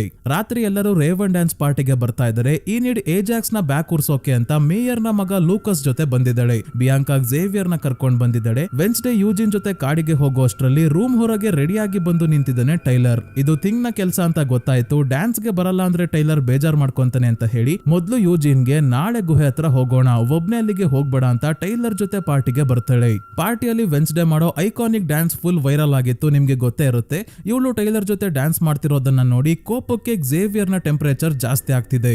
ಮೇಯರ್ ನ ಮಗ ಲೂಕಸ್ ದೊಡ್ಡದಾಗಿ ಪ್ಲಾನ್ ಮಾಡ್ಕೊಂಡೆ ಇಲ್ಲಿಗೆ ಬಂದಿದ್ದಾನೆ. ಈ ನೆವರ್ ಮೋರ್ ಅಕಾಡೆಮಿ ಅವರೇ ಅವತ್ತು ಜೋಸೆಫ್ ಕ್ರಾಕ್ಸ್ಟೋನ್ ಸ್ಟ್ಯಾಚು ಉದ್ಘಾಟನೆ ದಿನ ಸ್ಟ್ಯಾಚುಗೆ ಬೆಂಕಿ ಬೆಂಕಿ ಹಾಕಿದ್ದು ಅಂತ ಸೇಡ್ ತೀರಿಸ್ಕೊಳ್ಳೋಕೆ ತನ್ನ ಫ್ರೆಂಡ್ಸ್ ಜೊತೆ ಒಂದು ವಾಟರ್ ಟ್ರಕ್ ಅಲ್ಲಿ ರೆಡ್ ಕಲರ್ ಪೇಂಟ್ ಮಿಕ್ಸ್ ಮಾಡಿರೋ ನೀರು ತಗೊಂಡ್ ಬಂದು ಪಾರ್ಟಿ ನಡೀತಾ ಇರೋ ಜಾಗದ ಸ್ಪ್ರಿಂಕ್ಲರ್ ಸಿಸ್ಟಮ್ ಗೆ ಕನೆಕ್ಟ್ ಮಾಡಿ ಆನ್ ಮಾಡ್ತಾನೆ. ಇದರಿಂದ ರಕ್ತದ ಮಳೆ ರೀತಿ ಕಾಣೋ ಪೇಂಟ್ ನ ಮಳೆ ಬರೋಕೆ ಶುರು ಆಯ್ತು. ಪಾರ್ಟಿ ಎಲ್ಲ ಹಾಳಾಯ್ತು. ಎಲ್ಲರೂ ಕಿರ್ಚಾಡ್ಕೊಂಡು ಓಡ್ಬೇಕಾದ್ರೆ ಯಾರೋ ವೆನ್ಸ್ಡೇನ ಗುದ್ಕೊಂಡು ಹೋಗ್ತಾರೆ. ಯಾರು ಅಂತ ಗೊತ್ತಾಗಲ್ಲ. ಆದ್ರೆ ಆ ಹುಡುಗ ಇವಳನ್ನ ಟಚ್ ಮಾಡ್ಕೊಂಡು ಹೋಗ್ತಿದ್ದಂಗೆ ಆಲ್ರೆಡಿ ಗುಹೆ ಹತ್ರ ಹೋಗಿರೋ ಯೂಜಿನ್ ಮೇಲೆ ಮಾನ್ಸ್ಟರ್ ದಾಳಿ ಮಾಡ್ತಿರೋ ಹಾಗೆ ವಿಷನ್ ಕಾಣಿಸಿದ್ರಿಂದ ತಕ್ಷಣ ಯೂಜಿನ್ ನ ಕಾಪಾಡೋಕೆ ಹೊಡ್ತಾಳೆ ವೆನ್ಸ್ಡೇ. ಅದೇ ಇನ್ನೊಂದ್ ಕಡೆ ಯೂಜಿನ್ ಗುಹೆಯ ಹೊರಗೆ ನಿಂತಿದ್ದಾಗ ಯಾರೋ ಕಪ್ಪು ಬಟ್ಟೆ ಹಾಕಿರೋ ಒಬ್ರು ಬಂದು ಗುಹೆಯನ್ನ ನಾಶ ಮಾಡೋಕೆ ಬ್ಲಾಸ್ಟ್ ಮಾಡಿ ಹೋಗ್ತಾ ಇದ್ದಾರೆ. ಹೋಗ್ಬೇಕಾದ್ರೆ ಯೂಜಿನ್ ನ ನೋಡ್ಬಿಡ್ತಾರೆ. ಅದಕ್ಕೆ ಗಾಬರಿಯಾಗಿ ಯೂಜಿನ್ ಓಡೋಕೆ ಶುರು ಮಾಡಿದಾಗ ವೆನ್ಸ್ಡೇ ಬರೋ ಅಷ್ಟರಲ್ಲೇ ಮಾನ್ಸ್ಟರ್ ಬಂದು ಯೂಜಿನ್ ಮೇಲೆ ದಾಳಿ ಮಾಡಿ ಹೋಗುತ್ತೆ. ಹಿಂದೆನೆ ವೆನ್ಸ್ಡೇ ಬಂದು ಯೂಜಿನ್ ನ ಹಾಸ್ಪಿಟಲ್ಗೆ ಸೇರಿಸ್ತಾಳೆ. ಇನ್ನು ಬದುಕಿದ್ದಾನೆ ಹೇಗೋ. ನಂತರ ವೆನ್ಸ್ಡೇ ತನ್ನ ತಂದೆ ಬಗ್ಗೆ ಕೂಡ ತಿಳ್ಕೊಳ್ಳೋಕೆ ಪ್ರಯತ್ನ ಪಡ್ತಾ ಇದ್ದಾಳೆ. ಟೈಲರ್ ತನ್ನ ತಂದೆಗೆ ಕಾಣ್ದಂಗೆ ಇವಳಿಗೆ ಗೋಮೆಸ್ ನ ಫೈಲ್ಸ್ ತಂದು ಕೊಟ್ಟಿದ್ದಾನೆ. ಇದರಲ್ಲಿ ಡೀಟೇಲ್ಸ್ ಚೆಕ್ ಮಾಡಿದಾಗ ಗೊತ್ತಾಯ್ತು ಸೇಮ್ ವೆನ್ಸ್ಡೇ ನ ಹೇಗೆ ಟೈಲರ್ ಮತ್ತೆ ಝೇವಿಯರ್ ಇಬ್ರು ಇಷ್ಟ ಪಡ್ತಾ ಇದ್ರು ಅದೇ ರೀತಿ ಇವಳ ಪೇರೆಂಟ್ಸ್ ನೆವರ್ಮೋರ್ ಅಲ್ಲಿ ಇದ್ದಾಗ ಮಾರ್ಟಿಶಿಯಾಳನ್ನ ಗೋಮೆಸ್ ಮತ್ತೆ ಗ್ಯಾರೆಟ್ ಅನ್ನೋ ಹುಡುಗ ಇಷ್ಟ ಪಡ್ತಾ ಇರ್ತಾರೆ. ಒಂದಿನ ಮಾರ್ಟಿಶಿಯಾಳ ವಿಷಯದಲ್ಲಿ ಸ್ಕೂಲ್ ನ ಫಸ್ಟ್ ಫ್ಲೋರ್ ಅಲ್ಲಿ ಗೋಮೆಸ್ ಮತ್ತೆ ಗ್ಯಾರೆಟ್ ನ ನಡುವೆ ಜಗಳ ಆಗಿ ಗೋಮೆಸ್ ಕತ್ತಿಯಿಂದ ಗ್ಯಾರೆಟ್ ಗೆ ಚುಚ್ಚಿ ಕೆಳಗೆ ಬೀಳ್ಸಿರ್ತಾನೆ. ಇದನ್ನ ಕಣ್ಣಾರೆ ನೋಡ್ತಾಳೆ ಈಗ ಪ್ರಿನ್ಸಿಪಲ್ ಆಗಿರೋ ವೀಮ್ಸ್. ಈಗ ಮೇಯರ್ ಆಗಿರೋ ವ್ಯಕ್ತಿ ಆಗ ಶೆರೀಫ್ ಆಗಿದ್ದ. ಗೋಮೆಸ್ ಕೊಲೆ ಮಾಡಿದ್ದು ಅಂತ ಶೆರೀಫ್ ಗೆ ಹೇಳಿರ್ತಾಳೆ ವೀಮ್ಸ್. ಯಾಕಂದ್ರೆ ವೀಮ್ಸ್ ಮಾರ್ಟಿಶಿಯಾಳನ್ನ ನೋಡಿ ಉರ್ಕೊಂತ ಇರ್ತಾಳೆ. ಸುಮ್ನೆ ಮೇಲ್ನೋಟಕ್ಕೆ ಇಬ್ರು ಫ್ರೆಂಡ್ಸ್ ತರ ಇದ್ದಾರೆ ಅಷ್ಟೇ. ಇಷ್ಟು ವಿಷಯ ಈಗ ವೆನ್ಸ್ಡೇಗೆ ಗೊತ್ತಾಯ್ತು. ಈಗ ಪೇರೆಂಟ್ಸ್ ವೀಕೆಂಡ್ ಶುರು ಆಗಿದೆ. ಅಂದ್ರೆ ನೆವರ್ಮೋರ್ ಅಕಾಡೆಮಿಯಲ್ಲಿರೋ ಸ್ಟೂಡೆಂಟ್ಸ್ ನ ಪೇರೆಂಟ್ಸ್ ಬಂದು ಮಕ್ಕಳ ಜೊತೆ ವೀಕೆಂಡ್ ಅಲ್ಲಿ ಕಾಲ ಕಳೆಯಬಹುದು. ವೆನ್ಸ್ಡೇಯ ಪೇರೆಂಟ್ಸ್ ಮತ್ತೆ ತಮ್ಮ ಪಕ್ಸ್ಲಿ ಕೂಡ ಬಂದಿದ್ದಾನೆ. ಡಾಕ್ಟರ್ ವ್ಯಾಲರಿ ಜೊತೆ ನೆಕ್ಸ್ಟ್ ಥೆರಪಿ ಸೆಷನ್ ಗೆ ಇವಳ ತಂದೆ ತಾಯಿ ಕೂಡ ಬಂದಾಗ ತಪ್ಪಾದ ಜಾಗದಲ್ಲಿ ಇವಳ ತಂದೆಯ ಕೊಲೆ ಕೇಸ್ ವಿಷಯ ಎತ್ತುತ್ತಾಳೆ ವೆನ್ಸ್ಡೇ. ಗೋಮೆಸ್ ಇವಳಿಗೆ ಸತ್ಯ ಹೇಳೋಣ ಅಂದ್ರೂ ಮಾರ್ಟಿಶಿಯಾ ಕೇಳಲ್ಲ. ಹಾಗಾಗಿ ವೆನ್ಸ್ಡೇ ಕೋಪ ಮಾಡ್ಕೊಂಡು ಹೋಗ್ತಾಳೆ. ಹಿಂದೆನೆ ಹಾಸ್ಪಿಟಲ್ ನ ಶವಾಗಾರದಲ್ಲಿ ಡಾಕ್ಟರ್ ಅನ್ವರ್ ಆತ್ಮಹತ್ಯೆ ಮಾಡ್ಕೊಂಡು ಸಾವನ್ನಪ್ಪಿದರೆ ಸೂಸೈಡ್ ನೋಟ್ ಅಲ್ಲಿ 32 ವರ್ಷದ ಹಿಂದೆ ಗ್ಯಾರೆಟ್ ಅನ್ನೋ ಹುಡುಗನ ನಕಲಿ ಪೋಸ್ಟ್ ಮಾರ್ಟಮ್ ರಿಪೋರ್ಟ್ ಕೊಟ್ಟಿದ್ದೆ. ಅದಕ್ಕೆ ಗಿಲ್ಟ್ ಅಲ್ಲಿ ಆತ್ಮಹತ್ಯೆ ಮಾಡ್ಕೊಂಡಿರೋದಾಗಿ ಬರ್ದಿದ್ದಾರೆ ಅನ್ವರ್. ಅಂದ್ರೆ ಗೋಮೆಸ್ ಸಾಯಿಸಿದ್ದು ಇದೇ ಗ್ಯಾರೆಟ್ ನ. ಆಗ ಅರೆಸ್ಟ್ ಆದ್ಮೇಲೆ ಜೈಲಿಂದ ಹೊರಗೆ ಬರೋಕೆ ಡಾಕ್ಟರ್ ಅನ್ವರ್ ಕೈಯಲ್ಲಿ ನಕಲಿ ಪೋಸ್ಟ್ ಮಾರ್ಟಮ್ ರಿಪೋರ್ಟ್ ಮಾಡಿಸಿ ತಮ್ಮ ಇನ್ಫ್ಲೂಯೆನ್ಸ್ ನ ಬಳಸಿ ಜೈಲಿಂದ ಹೊರಗೆ ಬಂದಿದ್ದ ಗೋಮೆಸ್. ಆದ್ರೆ ಈಗ ಮತ್ತೆ ಅವನನ್ನ ಅರೆಸ್ಟ್ ಮಾಡೋಕೆ ಪ್ರೂಫ್ ಸಿಕ್ಕಿದೆ ಅಂತ ಶೆರೀಫ್ ಸೀದಾ ನೆವರ್ಮೋರ್ ಅಕಾಡೆಮಿಗೆ ಬಂದು ಎಲ್ಲರ ಮುಂದೆನೆ ಗೋಮೆಸ್ ನ ಅರೆಸ್ಟ್ ಮಾಡ್ಕೊಂಡು ಹೋಗ್ತಾರೆ. ವೆನ್ಸ್ಡೇ ತನ್ನ ತಂದೆಯನ್ನ ಮೀಟ್ ಮಾಡೋಕೆ ಪೊಲೀಸ್ ಸ್ಟೇಷನ್ ಗೆ ಬಂದಾಗ ಸತ್ಯ ಏನು ಅಂತ ವೆನ್ಸ್ಡೇಗೆ ಹೇಳ್ತಾರೆ. 32 ವರ್ಷಗಳ ಹಿಂದೆ ರೇವನ್ ಡ್ಯಾನ್ಸ್ ಪಾರ್ಟಿ ಇದ್ದ ದಿನ ಮಾರ್ಟಿಶಿಯಾ ಮತ್ತೆ ಗೋಮೆಸ್ ಇಬ್ರು ಸೈಡ್ ಗೆ ಹೋಗಿ ರೊಮ್ಯಾನ್ಸ್ ಮಾಡ್ಬೇಕಾದ್ರೆ ಗ್ಯಾರೆಟ್ ಇದನ್ನ ನೋಡಿ ತುಂಬಾನೇ ಕೋಪಗೊಂಡಿರ್ತಾನೆ. ಮತ್ತೆ ಕತ್ತಿಯಿಂದ ಗೋಮೆಸ್ ಮೇಲೆ ಹಲ್ಲೆ ಮಾಡಿದಾಗ ಇಬ್ಬರ ನಡುವೆ ದೊಡ್ಡ ಫೈಟ್ ನಡೆಯುತ್ತೆ. ಕೊನೆಗೆ ಗ್ಯಾರೆಟ್ ಕೈಯಲ್ಲಿ ಇದ್ದ ಕತ್ತಿ ಗೋಮೆಸ್ ತಗೊಂಡು ಗ್ಯಾರೆಟ್ ನ ಚುಚ್ಚೋದಿಲ್ಲ, ತನ್ನನ್ನ ಕಾಪಾಡ್ಕೊಳ್ಳೋಕೆ ಅಡ್ಡ ಇಡ್ಕೊಂತಾನೆ ಅಷ್ಟೇ. ಗ್ಯಾರೆಟ್ ಗೋಮೆಸ್ ನ ಹತ್ರ ಬಂದಾಗ ಕತ್ತಿ ಇವನ ಹೊಟ್ಟೆಗೆ ಚುಚ್ಕೊಂಡು ಮೇಲಿಂದ ಕೆಳಗೆ ವೀಮ್ಸ್ ಮುಂದೆ ಬೀಳ್ತಾನೆ. ಇಷ್ಟು ಆಗಿದ್ದು ಅಂತ ಗೋಮೆಸ್ ಹೇಳಿದ್ರು ವೆನ್ಸ್ಡೇಗೆ ನಂಬಿಕೆ ಬರ್ತಿಲ್ಲ. ತನ್ನ ತಂದೆ ಕೊಲೆ ಮಾಡಿರೋದಕ್ಕೆ ಸಾಧ್ಯನೇ ಇಲ್ಲ, ಏನೋ ಮುಚ್ಚಿಡ್ತಾ ಇದ್ದಾರೆ ಅಂತ ಅನ್ಕೊಂತಾಳೆ. ಇಲ್ಲಿಂದ ವೆನ್ಸ್ಡೇ ಶೆರೀಫ್ ಹತ್ರ ಬಂದಾಗ ಸಾವನ್ನಪ್ಪಿರೋದು ಗ್ಯಾರೆಟ್ ಅಷ್ಟೇ ಅಲ್ಲ, ಅವನು ಸತ್ತ ಅಂತ ದುಃಖದಲ್ಲಿ ಅವ್ರ ಅಮ್ಮ ಆತ್ಮಹತ್ಯೆ ಮಾಡ್ಕೊಂಡ್ರು. ಅವ್ರ ಅಪ್ಪ ಕುಡ್ದು ಸಾವನ್ನಪ್ಪಿರ್ತಾರೆ. ಆಮೇಲೆ ಗ್ಯಾರೆಟ್ ನ ತಂಗಿ ಅನಾಥೆ ಆದ್ಲು ಅಂತ ಅವಳನ್ನ ಯುಕೆಗೆ ಕಳ್ಸಿರ್ತಾರೆ. ಅಲ್ಲಿ ಅವಳು ಕೂಡ ನೀರಲ್ಲಿ ಮುಳುಗಿ ಸಾವನ್ನಪ್ಪಿರ್ತಾಳೆ. ಇನ್ನೊಂದು ಇಂಪಾರ್ಟೆಂಟ್ ವಿಷಯ, DNA ಟೆಸ್ಟ್ ಗೆ ಮಾನ್ಸ್ಟರ್ ನ ಉಗುರು ಮತ್ತೆ ಝೇವಿಯರ್ ನ ರಕ್ತ ಆಗಿರೋ ಬಟ್ಟೆ ತಂದು ಕೊಟ್ಟಿದ್ಲಲ್ಲ, ಅದು ಕೂಡ ಮ್ಯಾಚ್ ಆಗಿಲ್ಲ. ವೆನ್ಸ್ಡೇ ತನ್ನ ತಾಯಿಗೆ ಸತ್ಯ ಏನು ಅಂತ ಕೇಳಿದಾಗ ಕೊನೆಗೂ ಮಾರ್ಟಿಶಿಯಾ ಸತ್ಯ ಹೇಳ್ತಾಳೆ. ಅವತ್ತು ಗ್ಯಾರೆಟ್ ನ ಸಾಯಿಸಿದ್ದು ಗೋಮೆಸ್ ಅಲ್ಲ, ಮಾರ್ಟಿಶಿಯಾನೇ. ಗ್ಯಾರೆಟ್ ಹುಚ್ಚನ ರೀತಿ ಆಡ್ತಾ ಇರ್ತಾನೆ. ಬಾಯಲ್ಲಿ ನೊರೆ ಬರೋದ್ರ ಜೊತೆಗೆ ಕಣ್ಣು ಒಂದು ಮಾನ್ಸ್ಟರ್ ನ ರೀತಿ ಆಗಿರುತ್ತೆ. ಗೋಮೆಸ್ಗೆ ಇವನೇನಾದ್ರೂ ಮಾಡ್ಬಿಡ್ತಾನೆ ಅಂತ ಮಾರ್ಟಿಶಿಯಾ ಕೂಡ ಅಡ್ಡಕ್ಕೆ ಕತ್ತಿ ಹಿಡ್ಕೊಂಡು ನಿಂತ್ಕೊಂತಾಳೆ ಅಷ್ಟೇ. ಗ್ಯಾರೆಟ್ ಫೈಟ್ ಮಾಡೋಕೆ ಬಂದು ತನ್ನ ಹೊಟ್ಟೆಗೆ ಕತ್ತಿ ಚುಚ್ಕೊಡೋ ಹಾಗೆ ಮಾಡ್ಕೊಂತಾನೆ. ಆದ್ರೆ ಇವಳು ತಗ್ಲಾಕೋಬಾರ್ದು ಅಂತ ಗೋಮೆಸ್ ಎಲ್ಲವನ್ನ ತನ್ನ ಮೈ ಮೇಲೆ ಎಳ್ಕೊಂಡಿರ್ತಾರೆ. ಈ ವಿಷಯ ಕೇಳಿ ಮಾರ್ಟಿಶಿಯಾಗೆ 30 ವರ್ಷದಿಂದ ಕಂಡಿಡಿಯೋಕೆ ಆಗದೆ ಇರೋದನ್ನ ವೆನ್ಸ್ಡೇ ಕೇವಲ 30 ಸೆಕೆಂಡ್ಸ್ ಅಲ್ಲೇ ಕಂಡಿಡಿತಾಳೆ. ಅದೇ ಗ್ಯಾರೆಟ್ಗೆ ಯಾರೋ ವಿಷ ಕೊಟ್ಟಿದ್ರು ಅಂತ. ನೈಟ್ ಶೇಡ್ ಅನ್ನೋ ಒಂದು ಪಾಯ್ಸನ್ ಇದೆ, ಅದು ದೇಹ ಸೇರ್ದಾಗ್ಲೇ ಬಾಯಲ್ಲಿ ನೊರೆ ಬರೋದು, ಕಣ್ಣು ಮಾನ್ಸ್ಟರ್ ತರ ಆಗೋದು, ಮತ್ತೆ ಆ ವಿಷ ದೇಹ ಸೇರಿದಾಗ ಹುಚ್ಚರ ರೀತಿ ಕೂಡ ಆಡ್ತಾರೆ. ವೆನ್ಸ್ಡೇ ಇದನ್ನ ಕನ್ಫರ್ಮ್ ಮಾಡ್ಕೊಳ್ಳೋಕೆ ಗ್ಯಾರೆಟ್ ನ ಸಮಾಧಿಯನ್ನಾಗೆದ್ದು ನೋಡಿದ್ರೆ ಇವನ ಬಾಡಿ ಸಂಪೂರ್ಣವಾಗಿ ಕೊಳ್ತೋಗಿಲ್ಲ, ಇನ್ನು ಚರ್ಮ ಎಲ್ಲ ಹಾಗೆ ಇದೆ. ಶೆರೀಫ್ ಕಡೆಯವರು ತಾಯಿ ಮಗಳು ಸಮಾಧಿ ಆಗಿತಾ ಇರೋದನ್ನ ನೋಡಿ ಇವರನ್ನ ಎಳ್ಕೊಂಡ್ ಬಂದು ಗೋಮೆಸ್ ಇರೋ ಸೆಲ್ ನ ಪಕ್ಕದ ಸೆಲ್ಗೆ ಹಾಕ್ತಾರೆ. ಹೇಗೋ ವೆನ್ಸ್ಡೇ ಗ್ಯಾರೆಟ್ ನ ದೇಹದಿಂದ ಒಂದು ಬೆರಳನ್ನ ಕಟ್ ಮಾಡ್ಕೊಂಡ್ ಬಂದಿರೋದ್ರಿಂದ ಬೆರಳು ನೀಲಿ ಬಣ್ಣದಲ್ಲಿ ಇದೆ, ಚರ್ಮ ಕೂಡ ಹಾಗೆ ಇದೆ. ಇದೇ ಪ್ರೂಫ್ ಸಾಕು ಮಾರ್ಟಿಶಿಯಾ ಗ್ಯಾರೆಟ್ ನ ಕೊಂದಿರ್ಲಿಲ್ಲ ಅಂದಿದ್ರು ಕೂಡ ಅವನು ಸಾಯ್ತಿದ್ದ ಅಂತ ಪ್ರೂವ್ ಮಾಡೋಕೆ. ಆದ್ರೆ ಈ ಬೆರಳನ್ನ ಟಚ್ ಮಾಡ್ತಿದ್ದಂಗೆ ವೆನ್ಸ್ಡೇಗೆ ಕಾಣಿಸಿದ್ದ ವಿಷನ್ ಇಂದ ಗೊತ್ತಾಯ್ತು ಗ್ಯಾರೆಟ್ ಬೇರೆ ಯಾರು ಅಲ್ಲ, ಜೋಸೆಫ್ ಕ್ರಾಕ್ಸ್ಟೋನ್ ನ ಫ್ಯಾಮಿಲಿಗೆ ಸೇರಿದವನು. ಗ್ಯಾರೆಟ್ ಅವರಪ್ಪ ಗ್ಯಾರೆಟ್ಗೆ ವಿಷದ ಬಾಟಲ್ ಕೊಟ್ಟು ರೇವನ್ ಡ್ಯಾನ್ಸ್ ಪಾರ್ಟಿಗೆ ಹೋಗಿ ಎಲ್ಲರ ಡ್ರಿಂಕ್ಸ್ ಅಲ್ಲಿ ಇದನ್ನ ಮಿಕ್ಸ್ ಮಾಡಿ ಕೊಲ್ಲೋಕೆ ಹೇಳಿರ್ತಾರೆ. ಆದ್ರೆ ಅದಕ್ಕಿಂತ ಮುಂಚೆನೆ ಗೋಮೆಸ್ ಜೊತೆ ಫೈಟ್ ಮಾಡ್ಬೇಕಾದ್ರೆ ಜೇಬಲ್ಲಿ ಇದ್ದ ವಿಷದ ಬಾಟಲ್ ಹೊಡೆದೋಗಿ ವಿಷ ಗ್ಯಾರೆಟ್ ನ ದೇಹ ಸೇರಿರುತ್ತೆ. ಈ ವಿಷಯ ಗೊತ್ತಾದ್ಮೇಲೆ ಮೇಯರ್ ಜೊತೆ ಮಾತಾಡ್ಬೇಕು ಅಂದಾಗ ವೆನ್ಸ್ಡೇ ಮತ್ತೆ ಮಾರ್ಟಿಷಿಯಾನ ಮಾತ್ರ ಕಳಿಸ್ತಾರೆ. ಇಲ್ಲಿ ಗೊತ್ತಾಗೋದೇನಂದ್ರೆ ಆಗ ಶರೀಫ್ ಆಗಿದ್ದ ಮೇಯರೇ ಪೋಸ್ಟ್ ಮಾರ್ಟಮ್ ರಿಪೋರ್ಟ್ ನ ಡಾಕ್ಟರ್ ಅನ್ವರ್ಗೆ ಹೇಳಿ ಚೇಂಜ್ ಮಾಡಿಸಿದ್ದು. ನಾವ್ ಅನ್ಕೊಂಡಂಗೆ ಗೋಮೆಸ್ ಮತ್ತೆ ಮಾರ್ಟಿಷಿಯಾ ಅಲ್ಲ. ಗ್ಯಾರೆಟ್ ಅವರ ಅಪ್ಪಂಗೆ ಔಟ್ಕಾಸ್ಟ್ ಗಳನ್ನ ಕಂಡ್ರೆ ಆಗ್ತಿರಲ್ಲ, ನೆವರ್ ಮೋರ್ ಅಲ್ಲಿ ಇರೋರ್ನೆಲ್ಲ ಕೊಲ್ಲೋಕೆ ನೋಡಿದ್ದು ನಾನೇ ಅಂತ ಈ ಮೇಯರ್ ಹತ್ರ ಹೇಳ್ಕೊಂಡಿರ್ತಾರೆ. ಮೇಯರ್ ಬದುಕ್ತಾ ಇದ್ದಿದ್ದು ಗ್ಯಾರೆಟ್ ಅವರ ಅಪ್ಪನ ದುಡ್ಡಲ್ಲೇ, ಹಾಗಾಗಿ ಗ್ಯಾರೆಟ್ ವಿಷದಿಂದ ಸಾವನ್ನಪ್ಪಿದ್ದು ಅನ್ನೋದು ಗೊತ್ತಾಗಬಾರ್ದು, ವಿಷ ಹೊರಗೆ ಬಂದ್ರೆ ಸಮಸ್ಯೆ ಆಗುತ್ತೆ ಅಂತ ಮೇಯರ್ ಎಲ್ಲವನ್ನ ಮುಚ್ಚಾಕಿರ್ತಾರೆ. ಅದಾದ 1 ವರ್ಷದ ಒಳಗೆ ಶರೀಫ್ ಆಗಿದ್ದವರು ಮೇಯರ್ ಕೂಡ ಆಗ್ತಾರೆ ಗ್ಯಾರೆಟ್ ನ ಸಹಾಯದಿಂದ.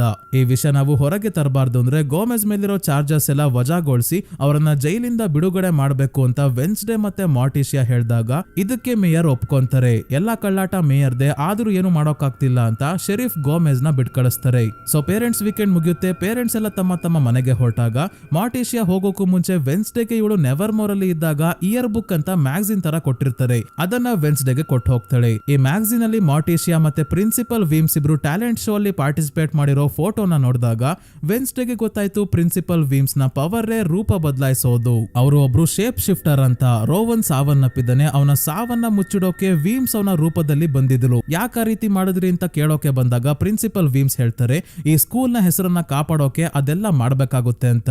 ಹೀಗೆ ನಡಿಬೇಕಾದ್ರೆ ಒಂದಿನ ವೆನ್ಸ್ಡೇ ಬರ್ತ್ಡೇ ಅಂತ ಈನಿಡ್, ಝೇವಿಯರ್, ಬಿಯಾಂಕಾ ಮತ್ತೆ ಇನ್ನೊಂದಷ್ಟು ಜನ ಸ್ಟೂಡೆಂಟ್ಸ್ ಇವಳನ್ನ ಜೋಸೆಫ್ ಕ್ರಾಕ್ಸ್ಟೋನ್ ನ ಸಮಾಧಿ ಇರೋ ಜಾಗಕ್ಕೆ ಕರ್ಕೊಂಡ್ ಬಂದು ಬರ್ತ್ಡೇ ಸರ್ಪ್ರೈಸ್ ಕೊಡ್ತಾರೆ. ಆದ್ರೆ ವೆನ್ಸ್ಡೇಗೆ ಬರ್ತ್ಡೇ ಮಾಡ್ಕೊಳ್ಳೋದಕ್ಕೆಲ್ಲ ಇಷ್ಟ ಇಲ್ಲ. ಆದ್ರೆ ಈ ಜಾಗದಲ್ಲಿ ಒಂದು ವಿಷನ್ ಕಾಣುತ್ತೆ. ಗುಡಿ ಆಡಮ್ಸ್ ಒಂದು ಹಳೆ ಮನೆ ಮುಂದೆ ನಿಂತ್ಕೊಂಡು ಜೋಸೆಫ್ ಕ್ರಾಕ್ಸ್ಟೋನ್ ನ ತಡಿಬೇಕು ಅಂದ್ರೆ ಈ ಜಾಗವನ್ನ ನೀನು ಹುಡುಕ್ಬೇಕು ಅಂತ ವೆನ್ಸ್ಡೇಗೆ ಹೇಳಿ ಹೋಗ್ತಾಳೆ. ಅದೇ ಸ್ಕೂಲ್ ಅಲ್ಲಿ ಮೇಯರ್ಗೆ ಮತ್ತೆ ಜೆರಿಕೋ ಟೌನ್ಗೆ ಅಂತ ತುಂಬಾನೇ ಡೊನೇಷನ್ಸ್ ಮಾಡ್ತಾರೆ ಪ್ರಿನ್ಸಿಪಲ್ ವೀಮ್ಸ್. ಹಾಗಾಗಿ ಮೇಯರ್ ಏನೇ ಘಟನೆ ನಡೆದ್ರು ನೆವರ್ ಮೋರ್ ಅಕಾಡೆಮಿ ಮೇಲೆ ಯಾವುದೇ ಆರೋಪ ಬರ್ದೇ ಇರೋ ಹಾಗೆ ನೋಡ್ಕೊಂತಿರ್ತಾರೆ. ಮುಂದಿನ ದಿನ ವೆನ್ಸ್ಡೇ ತನ್ನ ವಿಷನ್ ಅಲ್ಲಿ ಗುಡಿ ಆಡಮ್ಸ್ ತೋರಿಸಿದ ಮನೆ ಗೇಟ್ ನ ಸ್ಕೆಚ್ ಮಾಡ್ಕೊಂಡು ಝೇವಿಯರ್ಗೆ ಬಂದು ತೋರಿಸಿದಾಗ ಇವನಿಗೂ ಆ ಮನೆ ಕನ್ಸಲ್ಲಿ ಕಾಣಿಸಿರುತ್ತೆ. ಅದನ್ನ ಡ್ರಾ ಕೂಡ ಮಾಡಿದ್ದಾನೆ. ಅಷ್ಟೇ ಅಲ್ಲ ಈ ಮನೆ ಎಲ್ಲಿದೆ ಅಂತ ಕೂಡ ಗೊತ್ತು. ಗ್ಯಾರೆಟ್ ಮತ್ತೆ ಅವನ ಫ್ಯಾಮಿಲಿಯವರು ವಾಸವಾಗಿದ್ದ ಮನೆ ಇದು. ಅವರೆಲ್ಲ ಸಾವನ್ನಪ್ಪಿರೋದ್ರಿಂದ ಈಗ ಇಲ್ಲಿ ಯಾರು ವಾಸವಾಗಿಲ್ಲ. ವೆನ್ಸ್ಡೇ ಮನೆ ಹತ್ರ ಬಂದಾಗ ಆಲ್ರೆಡಿ ಇಲ್ಲಿಗೆ ಮೇಯರ್ ಬಂದಿರೋದನ್ನ ನೋಡಿ ಬಚ್ಚಿಟ್ಕೊಂಡಿದ್ದಾಗ ಮೇಯರ್ ಶರೀಫ್ಗೆ ಫೋನ್ ಮಾಡಿ ಮಾನ್ಸ್ಟರ್ ನ ರಹಸ್ಯ ನನಗೆ ಗೊತ್ತಾಗಿದೆ, ನಿನ್ನ ಮಗನ ಕ್ಯಾಫೆಯಲ್ಲಿ ಮೀಟ್ ಮಾಡು ಅಂದಾಗ ಏನ್ ವಿಷಯ ಅಂತ ತಿಳ್ಕೊಳ್ಳೋಕೆ ಇವರ ಕಾರ್ ನ ಡಿಕ್ಕಿ ಒಳಗೆ ಕುತ್ಕೊಂತಾಳೆ ವೆನ್ಸ್ಡೇ. ಮೇಯರ್ ಕೆಫೆ ಹತ್ರ ಬಂದು ಕಾರ್ ಇಂದ ಎಳೆದು ಹೋಗ್ತಿದ್ದಂಗೆ ಒಂದು ನಂಬರ್ ಪ್ಲೇಟ್ ಇಲ್ದೇ ಇರೋ ಕಾರ್ ಬಂದು ಇವರನ್ನ ಗುದ್ಕೊಂಡು ಹೋಗ್ಬಿಡುತ್ತೆ. ಮಾನ್ಸ್ಟರ್ ನ ರಹಸ್ಯ ಮೇಯರ್ ಯಾರಿಗೂ ಹೇಳ್ಬಾರ್ದು ಅಂತಾನೆ ಆಕ್ಸಿಡೆಂಟ್ ಮಾಡಿದ್ದಾರೆ. ಆದ್ರೆ ಮೇಯರ್ ಸಾವನ್ನಪ್ಪಿಲ್ಲ, ಸೀರಿಯಸ್ ಆಗಿದ್ದಾರೆ. ಆ ಮನೆಯಲ್ಲಿ ಮೇಯರ್ ಏನ್ ನೋಡಿದ್ರು ಅಂತ ತಿಳ್ಕೊಳ್ಳೋಕೆ ಈನಿಡ್ ಮತ್ತೆ ಟೈಲರ್ ಜೊತೆ ಬಂದಾಗ ಮೇಯರ್ಗೆ ಆಕ್ಸಿಡೆಂಟ್ ಮಾಡಿದ್ದ ಕಾರ್ ಇಲ್ಲೇ ಇದೆ. ಗ್ಯಾರೆಟ್ ನ ಫ್ಯಾಮಿಲಿಯವರು ಜೋಸೆಫ್ ಕ್ರಾಕ್ಸ್ಟೋನ್ ನ ಪೂಜಿಸ್ತಾ ಇದ್ರು ಅಂತ ಗೊತ್ತಾಗುತ್ತೆ. ಮತ್ತೆ ಈ ಮನೆಯ ಒಂದು ರೂಮ್ ಅಲ್ಲಿ ಯಾರೋ ವಾಸವಾಗಿರೋ ರೀತಿ ಕ್ಲೀನ್ ಆಗಿದೆ, ಫ್ರೆಶ್ ಆಗಿರೋ ಗುಲಾಬಿ ಹೂಗಳನ್ನ ಕೂಡ ಇಟ್ಟಿದ್ದಾರೆ. ಯಾರಿಲ್ಲಿ ವಾಸವಾಗಿರ್ಬೋದು ಅಂತ ಯೋಚನೆ ಮಾಡ್ಬೇಕಾದ್ರೆ ಗ್ಯಾರೆಟ್ ನ ತಂಗಿ ಲಾರೆಲ್ ಏನಾದ್ರೂ ಇನ್ನು ಜೀವಂತವಾಗಿದ್ದಾಳ ಅಂತ ಡೌಟ್ ಬರುತ್ತೆ. ಯಾಕಂದ್ರೆ ಲಾರೆಲ್ ನ ಇನಿಷಿಯಲ್ಸ್ ಇರೋ ಮ್ಯೂಸಿಕ್ ಬಾಕ್ಸ್ ಒಂದು ಸಿಗುತ್ತೆ. ಇದೇ ಸಮಯಕ್ಕೆ ಟೈಲರ್ ಕಿರ್ಚಾಡೋ ಶಬ್ದ ಕೇಳ್ತು ಅಂತ ಈ ರೂಮ್ ಇಂದ ಈನಿಡ್ ಮತ್ತೆ ವೆನ್ಸ್ಡೇ ಇಬ್ರು ಹೊರಗೆ ಬರೋಷ್ಟ್ರಲ್ಲಿ ಮಾನ್ಸ್ಟರ್ ಬಂದು ಇವರ ಮೇಲೆ ದಾಳಿ ಮಾಡುತ್ತೆ. ಮಾನ್ಸ್ಟರ್ ಇಂದ ತಪ್ಪಿಸ್ಕೊಂಡು ಇವರು ಬೇಸ್ಮೆಂಟ್ ಗೆ ಬಂದಾಗ ಗೊತ್ತಾಯ್ತು ಇಲ್ಲಿವರೆಗೂ ಮಾನ್ಸ್ಟರ್ ಯಾರ್ಯಾರನ್ನ ಸಾಯಿಸಿತ್ತೋ ಅವರ ಬಾಡಿ ಪಾರ್ಟ್ಸ್ ನ ಯಾರೋ ಕಟ್ ಮಾಡ್ಕೊಂಡು ಹೋಗ್ತಾ ಇದ್ರಲ್ಲ, ಆ ಕಟ್ ಮಾಡ್ಕೊಂಡು ಬಂದಿರೋ ಬಾಡಿ ಪಾರ್ಟ್ಸ್ ನ ಈ ಮನೆಯ ಬೇಸ್ಮೆಂಟ್ ಅಲ್ಲಿ ಪ್ರಿಸರ್ವ್ ಮಾಡಿ ಇಟ್ಟಿದ್ದಾರೆ. ಕೊನೆಗೂ ಇವರು ಮಾನ್ಸ್ಟರ್ ಇಂದ ತಪ್ಪಿಸ್ಕೊಂಡು ಗಾಯಗೊಂಡಿರೋ ಟೈಲರ್ ಹತ್ರ ಬಂದಾಗ ಹಿಂದೆನೆ ಝೇವಿಯರ್ ಕೂಡ ಬರ್ತಾನೆ. ಹಾಗಾಗಿ ಇವನೇ ಮಾನ್ಸ್ಟರ್ ಅಂತ ವೆನ್ಸ್ಡೇಗೆ ಇನ್ನೂ ಡೌಟ್ ಇದೆ. ಆಮೇಲೆ ಟೈಲರ್ ನ ಮನೆಗೆ ಬಂದು ಮಾನ್ಸ್ಟರ್ ಪರ್ಚಿರೋ ಗಾಯಕ್ಕೆ ಫಸ್ಟ್ ಏಡ್ ಮಾಡ್ಬೇಕಾದ್ರೆ ಇವರಪ್ಪ ಶರೀಫ್ ಬಂದ್ಬಿಡ್ತಾರೆ. ಇವರನ್ನ ವೆನ್ಸ್ಡೇ ಆ ಮನೆಗೆ ಕರ್ಕೊಂಡು ಹೋಗಿ ಬೇಸ್ಮೆಂಟ್ ಅಲ್ಲಿ ಏನಿತ್ತು ಅಂತ ತೋರ್ಸೋಕೆ ನೋಡಿದ್ರೆ ಇಲ್ಲಿ ಈಗ ಏನು ಇಲ್ಲ, ಖಾಲಿ ಹೊಡಿತಾ ಇದೆ, ಕಟ್ ಆಗಿರೋ ಬಾಡಿ ಪಾರ್ಟ್ಸ್ ಕೂಡ ಇಲ್ಲ. ಇದರಿಂದ ಕೋಪಗೊಂಡ ಶರೀಫ್ ವೆನ್ಸ್ಡೇ ಏನ್ ಮಾಡ್ತಿದ್ದಾಳೆ ಅಂತ ಪ್ರಿನ್ಸಿಪಲ್ ವೀಮ್ಸ್ ಗೆ ಹೇಳಿದಾಗ ಪ್ರಿನ್ಸಿಪಲ್ ಕೈಯಲ್ಲಿ ಬೈಸ್ಕೊಂತಾಳೆ. ಆಮೇಲೆ ಈನಿಡ್ ಕೂಡ ಮೊದಲನೇ ಬಾರಿ ವೆನ್ಸ್ಡೇ ಮೇಲೆ ಕೋಪ ಮಾಡ್ಕೊಂಡು ಬೈತಾಳೆ, ನಿನ್ನ ಫ್ರೆಂಡ್ ಆಗೋಕೆ ನಾನು ತುಂಬಾನೇ ಪ್ರಯತ್ನ ಪಟ್ಟೆ, ಆದ್ರೆ ನೀನು ಎಲ್ಲರನ್ನ ಯೂಸ್ ಮಾಡ್ಕೊಂತೀಯ ಅಷ್ಟೇ, ಯಾರನ್ನು ಕೇರೆ ಮಾಡಲ್ಲ, ನಿನ್ನ ಕೆಲಸ ಆದ್ರೆ ಸಾಕು, ನಾವು ಸತ್ರು ಪರವಾಗಿಲ್ಲ ಅಲ್ವಾ ಅಂತ ರೂಮ್ ಖಾಲಿ ಮಾಡ್ಕೊಂಡು ಬೇರೆ ರೂಮ್ಗೆ ಹೋಗ್ತಾ ಇದ್ದಾಳೆ. ಇದರಿಂದ ವೆನ್ಸ್ಡೇಗೆ ತುಂಬಾನೇ ಬೇಜಾರಾಗಿದೆ, ಆದ್ರೂ ಅಳೋದಿಲ್ಲ. ವೆನ್ಸ್ಡೇ ಆ ಮನೆಯ ರೂಮ್ ಅಲ್ಲಿ ಇದ್ದ ಗ್ಯಾರೆಟ್ ನ ತಂಗಿ ಲಾರೆಲ್ ನ ಮ್ಯೂಸಿಕ್ ಬಾಕ್ಸ್ ಎತ್ಕೊಂಡ್ ಬಂದಿದ್ದಾಳೆ. ಈ ಮ್ಯೂಸಿಕ್ ಬಾಕ್ಸ್ ನ ಒಳಗೆ ವೆನ್ಸ್ಡೇ ಎಲ್ಲೆಲ್ಲಿ ಹೋಗಿದ್ದಾಳೆ, ಯಾರ್ಯಾರನ್ನ ಮೀಟ್ ಮಾಡಿದಳೋ ಆ ಸಂದರ್ಭದ ಫೋಟೋಸ್ ಎಲ್ಲ ಇದೆ. ಅಂದ್ರೆ ಅವಳ ಮೇಲೆ ಯಾರೋ ಗಮನ ಇಟ್ಟಿದ್ದಾರೆ. ಲಾರೆಲ್ ಬದುಕಿದ್ದು ಅವಳೆ ತನ್ನ ಫ್ಯಾಮಿಲಿಯ ಸಾವಿಗೆ ಕಾರಣ ಆದವರ ವಿರುದ್ಧ ಸೇಡ್ ತೀರಿಸ್ಕೋಬೇಕು ಅಂತ. ಇದೆಲ್ಲ ಇದೆಲ್ಲ ಮಾಡ್ತಿರ್ಬೋದು ಅನ್ಕೊಂಡಿದ್ದಾಳೆ ವೆನ್ಸ್ಡೇ. ಇನ್ನೊಂದ್ ಕಡೆ ಹಾಸ್ಪಿಟಲ್ ಅಲ್ಲಿ ಇರೋ ಮೇಯರ್ ನ ಕೂಡ ಯಾರೋ ಕಪ್ಪು ಬಟ್ಟೆ ಹಾಕಿರೋ ವ್ಯಕ್ತಿ ಸಾಯಿಸ್ಬಿಡ್ತಾರೆ. ಇದೇ ರೀತಿ ಕಪ್ಪು ಬಟ್ಟೆ ಹಾಕಿದ್ದವ್ರೆ ಅವತ್ತು ಮಾನ್ಸ್ಟರ್ ಇದ್ದ ಗುಹೆನ ಕೂಡ ಬ್ಲಾಸ್ಟ್ ಮಾಡಿದ್ದು. ಇದಾದ್ಮೇಲೆ ಮೇಯರ್ ನ ಅಂತ್ಯ ಸಂಸ್ಕಾರ ಮಾಡ್ಬೇಕಾದ್ರೆ ಯಾರೋ ಬಚ್ಚಿಡ್ಕೊಂಡು ತನ್ನನ್ನ ನೋಡ್ತಾ ಇರೋದು ವೆನ್ಸ್ಡೇ ನೋಡಿ ಈ ವ್ಯಕ್ತಿಯನ್ನ ಫಾಲೋ ಮಾಡ್ಕೊಂಡ್ ಬಂದಾಗ ಗೊತ್ತಾಯ್ತು ಇವರು ಬೇರೆ ಯಾರು ಅಲ್ಲ, ವೆನ್ಸ್ಡೇಯ ಅಂಕಲ್ ಫೆಸ್ಟರ್, ಗೋಮೆಜ್ ಅವರ ತಮ್ಮ ಇವರು. ಇಡೀ ಸೀರೀಸ್ ಅಲ್ಲಿ ಮೊದಲನೇ ಬಾರಿ ವೆನ್ಸ್ಡೇ ಹಲ್ ಬಿಡ್ತಾ ಇರೋದನ್ನ ನೋಡ್ತೀವಿ. ಅಂಕಲ್ ನ ನೋಡಿ ಅಷ್ಟು ಖುಷಿ ಆಗಿದ್ದಾಳೆ. ಇದರಿಂದಾನೇ ಗೊತ್ತಾಗುತ್ತೆ ಅಂಕಲ್ ಫೆಸ್ಟರ್ ಜೊತೆ ತುಂಬಾನೇ ಕ್ಲೋಸ್ ಇದ್ದಾಳೆ ಅಂತ. ಅಂಕಲ್ ಫೆಸ್ಟರ್ ಗೆ ಇರೋ ಪವರ್ಸ್ ಏನಂದ್ರೆ ಇವರ ಕೈಯಿಂದಾನೇ ಎಲೆಕ್ಟ್ರಿಸಿಟಿ ಜನರೇಟ್ ಆಗುತ್ತೆ. ಯಾವಾಗ ಯಾರಿಗ್ ಬೇಕಾದ್ರೂ ಕರೆಂಟ್ ಶಾಕ್ ಕೊಡ್ತಾರೆ. ಸದ್ಯಕ್ಕೆ ಇವರು ಕ್ರಿಮಿನಲ್ ಕ್ರೈಮ್ ಮಾಡಿ ತಲೆ ಮರೆಸ್ಕೊಂಡು ಇಲ್ಲಿಗೆ ಬಂದಿದ್ದಾರೆ.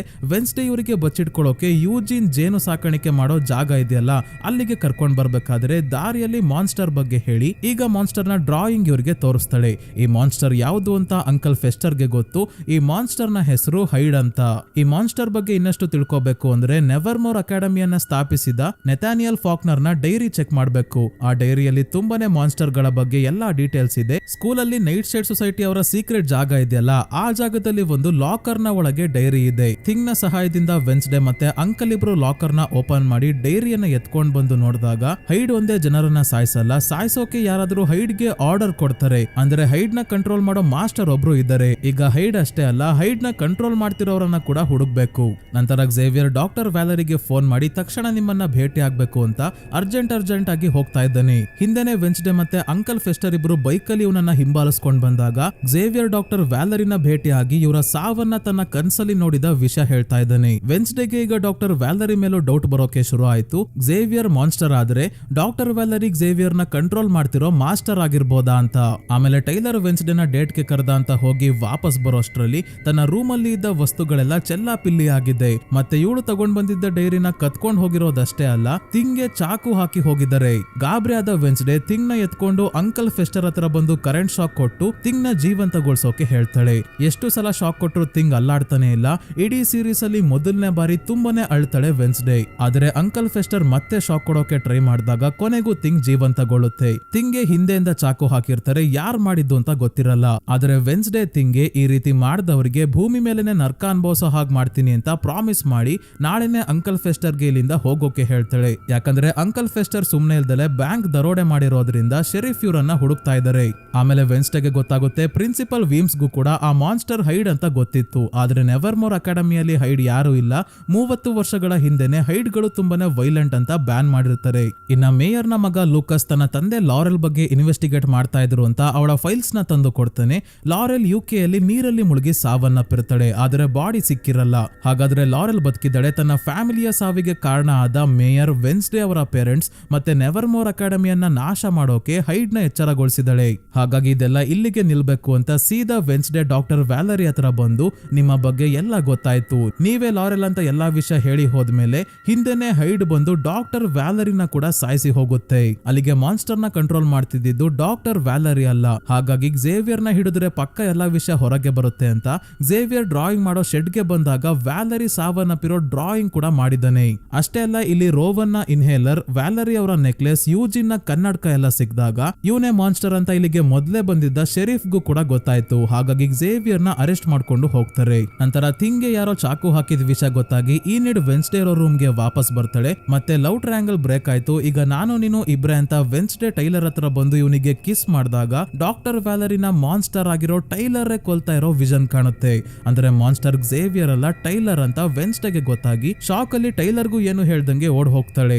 ಮಾನ್ಸ್ಟರ್ ಇದ್ದ ಕಡೆ ಎಲ್ಲ ಝೇವಿಯರ್ ಬರ್ತಿದ್ದ ಅಷ್ಟೇ. ಆದ್ರೆ ವೆನ್ಸ್ಡೇ ಎಲ್ಲಿ ಹೋಗ್ತಾನೆ ಅಂತ ತಿಳ್ಕೊಂಡು ಮಾನ್ಸ್ಟರ್ ಆಗಿ ಅಲ್ಲಿಗೆ ಟೈಲರೇ ಬರ್ತಿದ್ದ. ವೆನ್ಸ್ಡೇನ ಇವನು ಪ್ರೀತಿಸ್ತಾ ಇರೋದ್ರಿಂದ ಅವಳನ್ನ ರೋವನ್ ಇಂದ ಕಾಪಾಡಿರ್ತಾನೆ. ಬೇರೆಯವರ ಮೇಲೆ ದಾಳಿ ಮಾಡಿದ್ರು ವೆನ್ಸ್ಡೇಗೆ ಏನು ಮಾಡ್ತಿರಲ್ಲ. ಹಾಗಾಗಿ ನೈಟ್ ಶೇಡ್ ಸೊಸೈಟಿ ಅವರ ಸಹಾಯದಿಂದ ಟೈಲರ್ ನ ಕಿಡ್ನಾಪ್ ಮಾಡಿ ಝೇವಿಯರ್ ನ ಶೆಡ್ ಗೆ ಕರ್ಕೊಂಡ್ ಬಂದು ಟೈಲರ್ ಏನು ಹೇಳ್ದೆ ಇದ್ದಾಗ ಥಿಂಗ್ ಆಗ್ಲೇ ಟೈಲರ್ ನ ಮನೆಯಿಂದ ಇವಳ ತಾಯಿಯ ಮೆಡಿಕಲ್ ರೆಕಾರ್ಡ್ಸ್ ಕತ್ಕೊಂಡ್ ಬಂದಿದೆ. ಆ ರೆಕಾರ್ಡ್ಸ್ ನೋಡಿದಾಗ ಟೈಲರ್ ನ ತಾಯಿ ಕೂಡ ಹೈಡ್ ಆಗಿದ್ರು. ಶೆರೀಫ್ ಒಬ್ಳು ಔಟ್ ಕಾಸ್ಟ್ ನ ಮದುವೆ ಆಗಿರ್ತಾರೆ. ಹಾಗಾಗಿ ಅವರ ಮಗ ಟೈಲರ್ ಕೂಡ ಔಟ್ ಕಾಸ್ಟ್ ಆಗಿದ್ದಾನೆ. ತಾಯಿಯ ರೀತಿ ಟೈಲರ್ ಕೂಡ ಹೈಡ್ ಆಗಿದ್ದಾನೆ. ಇವನ ಒಳಗಿರೋ ಹೈಡ್ ಹೊರಗೆ ಬರ್ಬೇಕು ಅಂದ್ರೆ ಇವನಿಗೆ ವೆನ್ಸ್ಡೇ ಟಾರ್ಚರ್ ಕೊಡೋಕೆ ನೋಡಿದಾಗ ಈ ರೀತಿ ಟಾರ್ಚರ್ ಕೊಡೋಕೆಲ್ಲ ನಾವು ಒಪ್ಕೊಂಡಿಲ್ಲ ಅಂತ ಬಿಯಾಂಕಾ ಮತ್ತೆ ಬೇರೆ ನೈಟ್ ಶೇಡ್ ಸೊಸೈಟಿ ಅವರೆಲ್ಲ ವಾಪಸ್ ಹೋಗಿ ಪ್ರಿನ್ಸಿಪಲ್ ವೀಮ್ಸ್ ಗೆ ವಿಷಯ ಹೇಳ್ಬಿಡ್ತಾರೆ. ವೀಮ್ಸ್ ಶೆರೀಫ್ ಗೆ ಫೋನ್ ಮಾಡಿ ಹೇಳಿದಾಗ ಟೈಲರ್ ಗೆ ವೆನ್ಸ್ಡೇ ಏನಾದ್ರು ಮಾಡೋ ಅಷ್ಟ್ರಲ್ಲೇ ಶೆರೀಫ್ ಬಂದು ಇವಳನ್ನ ಅರೆಸ್ಟ್ ಮಾಡ್ಕೊಂಡು ಹೋಗ್ತಾರೆ. ಆದ್ರೆ ಝೇವಿಯರ್ ನ ಹಿಡಿಯೋಕೆ ವೆನ್ಸ್ಡೇ ಹೆಲ್ಪ್ ಮಾಡಿರೋದ್ರಿಂದ ಇವಳ ಮೇಲೆ ಯಾವುದೇ ಯಾವುದೇ ಕೇಸ್ ಹಾಕಲ್ಲ. ಈಗ ಯಾರು ಇಲ್ಲದೆ ಇದ್ದಾಗ ಟೈಲರ್ ವೆನ್ಸ್ಡೇ ಹತ್ರ ಬಂದು ತಾನೇ ಹೈಡ್ ಅನ್ನೋದನ್ನ ಒಪ್ಕೊಂತಾನೆ.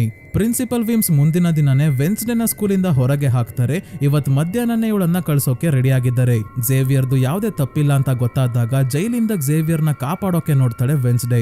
ಆದ್ರೆ ಝೇವಿಯರ್ ನನ್ ಜೀವನನೇ ನೀನು ಹಾಳು ಮಾಡ್ದೆ ಹಾಗೆ ಹೀಗೆ ಅಂತ ಬೈದು ಕಳಿಸ್ತಾನೆ. ಮತ್ತೆ ಆ ಚಿತ್ರದಲ್ಲಿ ಇರೋದು ಸುಳ್ಳಾಗ್ಬೇಕು ಅಂದ್ರೆ ನೀನು ಇಲ್ಲಿ ಇರಬಾರ್ದು ಅಂದಾಗ ವೆನ್ಸ್ಡೇ ಇಲ್ಲಿಂದ ಹೊರಡ್ತಾಳೆ. ಮೋಸ್ಟ್ಲಿ ರೋವನ್ ಅವ್ರ ಅಮ್ಮ ಕೂಡ ವೆನ್ಸ್ಡೇನ ನೆವರ್ ಮೋರ್ಗೆ ಬರ್ದಂಗೆ ತಡಿ ಅಂತ ಹೇಳಿದ್ದನ್ನ ಅವನು ಕನ್ಫ್ಯೂಸ್ ಮಾಡ್ಕೊಂಡಿದ್ದ ಅಂತ ಅನ್ಸುತ್ತೆ. ನೆವರ್ ಮೋರ್ಗೆ ಆಕ್ಚುಲಿ ತೊಂದರೆ ಇರೋದು ಸಾವನ್ನಪ್ಪಿರೋ ಜೋಸೆಫ್ ಕ್ರಾಕ್ಸ್ಟೋನ್ ಇಂದ. ಆ ಚಿತ್ರದಲ್ಲಿ ನೆವರ್ ಮೋರ್ ಅಕಾಡೆಮಿನ ವೆನ್ಸ್ಡೇ ಕಾಪಾಡ್ತಿರೋದು ಅದನ್ನ ರೋವನ್ ತಪ್ಪಾಗಿ ಅರ್ಥ ಮಾಡ್ಕೊಂಡಿದ್ದ.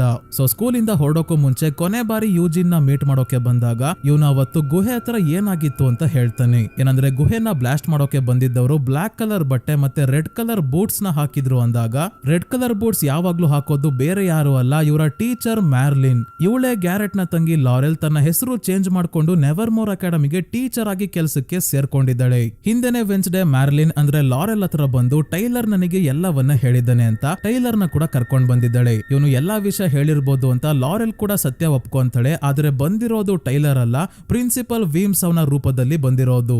ಲಾರೆಲ್ ಆ ಗುಹೆಯ ಒಳಗೆ ಟೈಲರ್ ನ ಕಟ್ ಹಾಕೊಂಡು ಅವನಿಗೆ ಒಂದು ಗಿಡದಿಂದ ಎಕ್ಸ್ಟ್ರಾಕ್ಟ್ ಮಾಡಿರೋ ಕೆಮಿಕಲ್ ನ ಇಂಜೆಕ್ಟ್ ಮಾಡಿ ಅವನ ಒಳಗಿರೋ ಹೈಡ್ ನ ಹೊರಗೆ ಬರೋ ಹಾಗೆ ಮಾಡಿರ್ತಾಳೆ. ಮತ್ತೆ ಇಲ್ಲಿವರೆಗೂ ಅದನ್ನ ಕಂಟ್ರೋಲ್ ಮಾಡ್ತಿದ್ದು ಇವಳೆ. ಹೈಡ್ ಜನರನ್ನ ಸಾಯಿಸಿ ಆದ್ಮೇಲೆ ಅವರ ದೇಹದ ಬಾಡಿ ಪಾರ್ಟ್ಸ್ ನ ಲಾರೆಲ್ ಕಟ್ ಮಾಡ್ಕೊಂಡು ಹೋಗಿರ್ತಾಳೆ. ಯಾಕಂದ್ರೆ ಒಂದು ಆಚರಣೆಯ ಮುಖಾಂತರ ಸಾವನ್ನಪ್ಪಿರೋ ಜೋಸೆಫ್ ಕ್ರಾಕ್ಸ್ಟೋನ್ ನ ಸಮಾಧಿಯಿಂದ ಎಚ್ಚರಗೊಳಿಸೋಕೆ. ಕೊನೆಗೂ ಹೌದು ನಾನೇ ಲಾರೆಲ್ ಅಂತ ಟೀಚರ್ ಮ್ಯಾರ್ಲಿನ್ ಒಪ್ಕೊಂಡಾಗ ಪ್ರಿನ್ಸಿಪಲ್ ವೀಮ್ಸ್ ಕೂಡ ತಮ್ಮ ನಿಜವಾದ ರೂಪಕ್ಕೆ ಬರ್ತಿದ್ದಂಗೆ ಲಾರೆಲ್ ಇವರ ಕತ್ತಿಗೆ ವಿಷವನ್ನ ಇಂಜೆಕ್ಟ್ ಮಾಡಿ ಸಾಯಿಸ್ಬಿಡ್ತಾಳೆ. ಮತ್ತೆ ವೆನ್ಸ್ಡೇಗೆ ತಲೆಗೆ ಹೊಡೆದು ಜೋಸೆಫ್ ಕ್ರಾಕ್ಸ್ಟೋನ್ ನ ಸಮಾಧಿ ಹತ್ರ ಎಳ್ಕೊಂಡು ಹೋಗ್ತಾಳೆ.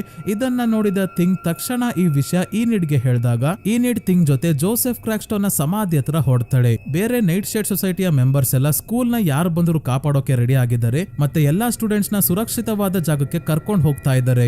ಅದೇ ಸಮಾಧಿ ಹತ್ರ ಲಾರೆಲ್ ಇಲ್ಲಿವರೆಗೂ ಯಾರ್ಯಾರು ಬಾಡಿ ಪಾರ್ಟ್ಸ್ ನ ಕಟ್ ಮಾಡ್ಕೊಂಡು ಬಂದಿದ್ಲೋ ಆ ಎಲ್ಲಾ ಬಾಡಿ ಪಾರ್ಟ್ಸ್ ನ ಸಮಾಧಿ ಸುತ್ತ ಇಟ್ಟು ಜೋಸೆಫ್ ಕ್ರಾಕ್ಸ್ಟೋನ್ ನ ಎಚ್ಚರಗೊಳಿಸೋಕೆ ಆಚರಣೆ ಮಾಡ್ತಾ ಇದ್ದಾಳೆ. ಜೋಸೆಫ್ ಕ್ರಾಕ್ಸ್ಟೋನ್ ನ ಉದ್ದೇಶ ಎಲ್ಲಾ ಔಟ್ಕಾಸ್ಟ್ ಗಳನ್ನ ಕೊಲ್ಲೋದಾಗಿತ್ತು. ಆದ್ರೆ ಗುಡಿ ಆಡಮ್ಸ್ ಅವನನ್ನ ಮೊದಲೇ ಸಾಯಿಸಿರ್ತಾಳೆ. ಈಗ ಅವನ ಫ್ಯಾಮಿಲಿಗೆ ಸೇರಿರೋ ಲಾರೆಲ್ ಜೋಸೆಫ್ ಕ್ರಾಕ್ಸ್ಟೋನ್ ನ ಎಚ್ಚರಗೊಳಿಸೋಕೆ ನೋಡ್ತಿದ್ದಾಳೆ. ಹೇಗೆ ಅಂದ್ರೆ ಗುಡಿ ಆಡಮ್ಸ್ ನ ಬುಕ್ ನ ಸಹಾಯದಿಂದ ಪಿಲಿಗ್ರಿಮ್ ವರ್ಲ್ಡ್ ಗೆ ವೆನ್ಸ್ಡೇ ಹೋಗಿದ್ದಾಗ ಮೀಟಿಂಗ್ ಹಾಲ್ ಒಳಗೆ ನಕಲಿ ಬುಕ್ ಆಫ್ ಶಾಡೋಸ್ ಇತ್ತಲ್ಲ, ಅಸಲಿ ಬುಕ್ ಆಫ್ ಶಾಡೋಸ್ ನ ಲಾರೆಲ್ ಕದ್ದಿರ್ತಾಳೆ. ಗುಡಿ ಆಡಮ್ಸ್ ಮಾಟಗಾತಿ ಆಗಿದ್ದು ಜೋಸೆಫ್ ಕ್ರಾಕ್ಸ್ಟೋನ್ ನ ಕೊಂದ ನಂತರ ಅವನ ಆತ್ಮಕ್ಕೆ ಶಾಪ ಹಾಕಿರ್ತಾಳೆ. ಕೇವಲ ಗುಡಿ ಆಡಮ್ಸ್ ನ ವಂಶದವರ ರಕ್ತವನ್ನ ರಕ್ತ ಚಂದಿರದ ದಿನ ಅರ್ಪಿಸಿದ್ರೆ ಮಾತ್ರ ಜೋಸೆಫ್ ಕ್ರಾಕ್ಸ್ಟೋನ್ ಸಮಾಧಿಯಿಂದ ಎಚ್ಚರಗೊಳ್ಳೋಕೆ ಆಗೋದು. ಅದನ್ನೇ ಈಗ ಲಾರೆಲ್ ಮಾಡ್ತಾಳೆ. ವೆನ್ಸ್ಡೇನ ಹಸ್ತವನ್ನ ಕುಯ್ದು ರಕ್ತವನ್ನ ಸಮಾಧಿ ಮೇಲೆ ಹಚ್ಚಿದಾಗ ಸಮಾಧಿಯಿಂದ ಜೋಸೆಫ್ ಕ್ರಾಕ್ಸ್ಟೋನ್ ಎದ್ದು ಹೊರಗೆ ಬರ್ತಾನೆ. ಬರ್ತಿದಂಗೆ ವೆನ್ಸ್ಡೇನ ಗುಡಿ ಆಡಮ್ಸ್ ಅಂತ ಅನ್ಕೊಂಡು ಇವಳ ಹೊಟ್ಟೆಗೆ ಚಾಕು ಹಾಕಿ ನೆವರ್ ಮೋರ್ ಅಕಾಡೆಮಿ ಕಡೆ ಹೋಗ್ತಾನೆ. ಹಿಂದೆನೆ ಸಾಯ್ತಿರೋ ವೆನ್ಸ್ಡೇ ಹತ್ರ ಗುಡಿ ಆಡಮ್ಸ್ ನ ಆತ್ಮ ಬಂದು ಜೋಸೆಫ್ ಕ್ರಾಕ್ಸ್ಟೋನ್ ನ ಎದೆಗೆ ಚಾಕು ಹಾಕಿ ಸಾಯಿಸೋಕೆ ಹೇಳ್ತಾಳೆ. ಮತ್ತೆ ವೆನ್ಸ್ಡೇಗೆ ಮಾರ್ಟಿಷಿಯಾ ನೆಕ್ಲೆಸ್ ಕೊಟ್ಟಿದ್ಲಲ್ಲ, ಇದಕ್ಕೆ ತುಂಬಾನೇ ಮ್ಯಾಜಿಕಲ್ ಪವರ್ಸ್ ಇದೆ. ಇದರ ಮುಖಾಂತರನೇ ಗುಡಿ ಆಡಮ್ಸ್ ವೆನ್ಸ್ಡೇನ ದೇಹ ಸೇರಿ ಇವಳನ್ನ ಹುಷಾರ್ ಮಾಡ್ತಾಳೆ. ಗಾಯ ಎಲ್ಲ ವಾಸಿ ಆಗುತ್ತೆ. ಇವಳು ತಕ್ಷಣ ನೆವರ್ ಮೋರ್ ಅಕಾಡೆಮಿ ಕಡೆ ಹೋಗ್ಬೇಕಾದ್ರೆ ಟೈಲರ್ ಇವಳ ಮೇಲೆ ಮಾನ್ಸ್ಟರ್ ಆಗಿ ದಾಳಿ ಮಾಡ್ತಾನೆ. ಇದೇ ಸಮಯಕ್ಕೆ ಇಲ್ಲಿಗೆ ಬಂದ ಈನಿಡ್ ಮೊದಲನೇ ಬಾರಿ ವೇರ್ ವುಲ್ಫ್ ಆಗಿ ಹೈಡ್ ಜೊತೆ ಫೈಟ್ ಮಾಡ್ತಾಳೆ. ಇನ್ನೊಂದ್ ಕಡೆ ಶರೀಫ್ ಝೇವಿಯರ್ ನ ಕರ್ಕೊಂಡು ಕಾರಲ್ಲಿ ಎಲ್ಲೋ ಹೋಗ್ಬೇಕಾದ್ರೆ ತಮ್ಮ ಮಗ ಟೈಲರ್ ಎಲ್ಲಿದ್ದಾನೆ ಅಂತ ಮೊಬೈಲ್ ಅಲ್ಲಿ ಚೆಕ್ ಮಾಡ್ತಾರೆ. ಅಂದ್ರೆ ಟ್ರ್ಯಾಕ್ ಮಾಡ್ತಿದ್ದಾರೆ. ಹಾಗಾಗಿ ಅವನು ಕಾಡಲ್ಲಿ ಇರೋದು ಗೊತ್ತಾಗಿ ಅಲ್ಲೇನ್ ಮಾಡ್ತಿದ್ದಾನೆ ಅಂತ ಬಂದ್ರೆ ಮಾನ್ಸ್ಟರ್ ನ ನೋಡಿ ಶೂಟ್ ಮಾಡ್ತಾರೆ. ಈನಿಡ್ ಅಂದ್ರೆ ವೇರ್ ವುಲ್ಫ್ ಆಗಿರೋ ಈನಿಡ್ ಹೈಡ್ ಗೆ ಚೆನ್ನಾಗಿ ಹೊಡೆದು ಹೋಗ್ತಾಳೆ. ಈಗ ಹೈಡ್ ಟೈಲರ್ ಆದಾಗ ಇದನ್ನ ನೋಡಿ ಶಾಕ್ ಆಗೋಗ್ತಾರೆ ಶರೀಫ್. ಅದೇ ಕಾರಲ್ಲಿರೋ ಝೇವಿಯರ್ ಗೆ ಥಿಂಗ್ ಹೊರಗೆ ಬರೋಕೆ ಸಹಾಯ ಮಾಡುತ್ತೆ. ಆಗ್ಲೇ ಸ್ಕೂಲ್ ಒಳಗೆ ಬಂದಿರೋ ಜೋಸೆಫ್ ಕ್ರಾಕ್ಸ್ಟೋನ್ ಎಲ್ಲರ ಮೇಲೂ ದಾಳಿ ಮಾಡ್ಬೇಕಾದ್ರೆ ವೆನ್ಸ್ಡೇ ಕತ್ತಿ ಎತ್ಕೊಂಡ್ ಬಂದು ಇವನ ಜೊತೆ ಫೈಟ್ ಮಾಡಿ ಕೊನೆಗೂ ಜೋಸೆಫ್ ಕ್ರಾಕ್ಸ್ಟೋನ್ ನ ಎದೆಗೆ ಕತ್ತಿಯಿಂದ ಚುಚ್ಚಿ ನಾಶ ಮಾಡ್ಬಿಡ್ತಾಳೆ. ಈಗ ಉಳಿದಿರೋದು ಲಾರೆಲ್ ಮಾತ್ರ. ಇವಳು ಗನ್ ಎತ್ಕೊಂಡ್ ಬಂದು ವೆನ್ಸ್ಡೇಗೆ ಶೂಟ್ ಮಾಡೋಕೆ ನೋಡಿದಾಗ ಯೂಜಿನ್ ತನ್ನ ಜೇನು ಹುಳುಗಳ ಆರ್ಮಿನ ಕರ್ಕೊಂಡ್ ಬಂದು ಲಾರೆಲ್ ನ ತಡಿತಾನೆ. ಆಮೇಲೆ ಈನಿಡ್ ವಾಪಸ್ ಬಂದಾಗ ಮೊದಲನೇ ಬಾರಿ ವೆನ್ಸ್ಡೇ ಈನಿಡ್ ನ ತಪ್ಕೊಂತಾಳೆ. ಎಲ್ಲ ಆದ್ಮೇಲೆ ಆಗಿರೋ ರಂಪಾರಾದ ಅಂತ ಸರಿ ಮಾಡೋಕೆ ಮತ್ತೆ ಹೊಸ ಪ್ರಿನ್ಸಿಪಲ್ ನ ವ್ಯವಸ್ಥೆ ಮಾಡೋವರೆಗೂ ಒಂದು ಸೆಮಿಸ್ಟರ್ ಪೂರ್ತಿ ಕ್ಯಾನ್ಸಲ್ ಮಾಡಿ ರಜಾ ಕೊಟ್ಟಿದ್ದಾರೆ. ಅದಕ್ಕೆ ಎಲ್ಲರೂ ತಮ್ಮ ತಮ್ಮ ಮನೆಗೆ ಹೊರಟಿದ್ದಾರೆ. ಝೇವಿಯರ್ ವೆನ್ಸ್ಡೇಗೆ ಫೋನ್ ಗಿಫ್ಟ್ ಕೊಡ್ತಾನೆ. ಈನಿಡ್ ಇವಳನ್ನ ತನ್ನ ಮನೆಗೆ ಇನ್ವೈಟ್ ಮಾಡ್ತಾಳೆ.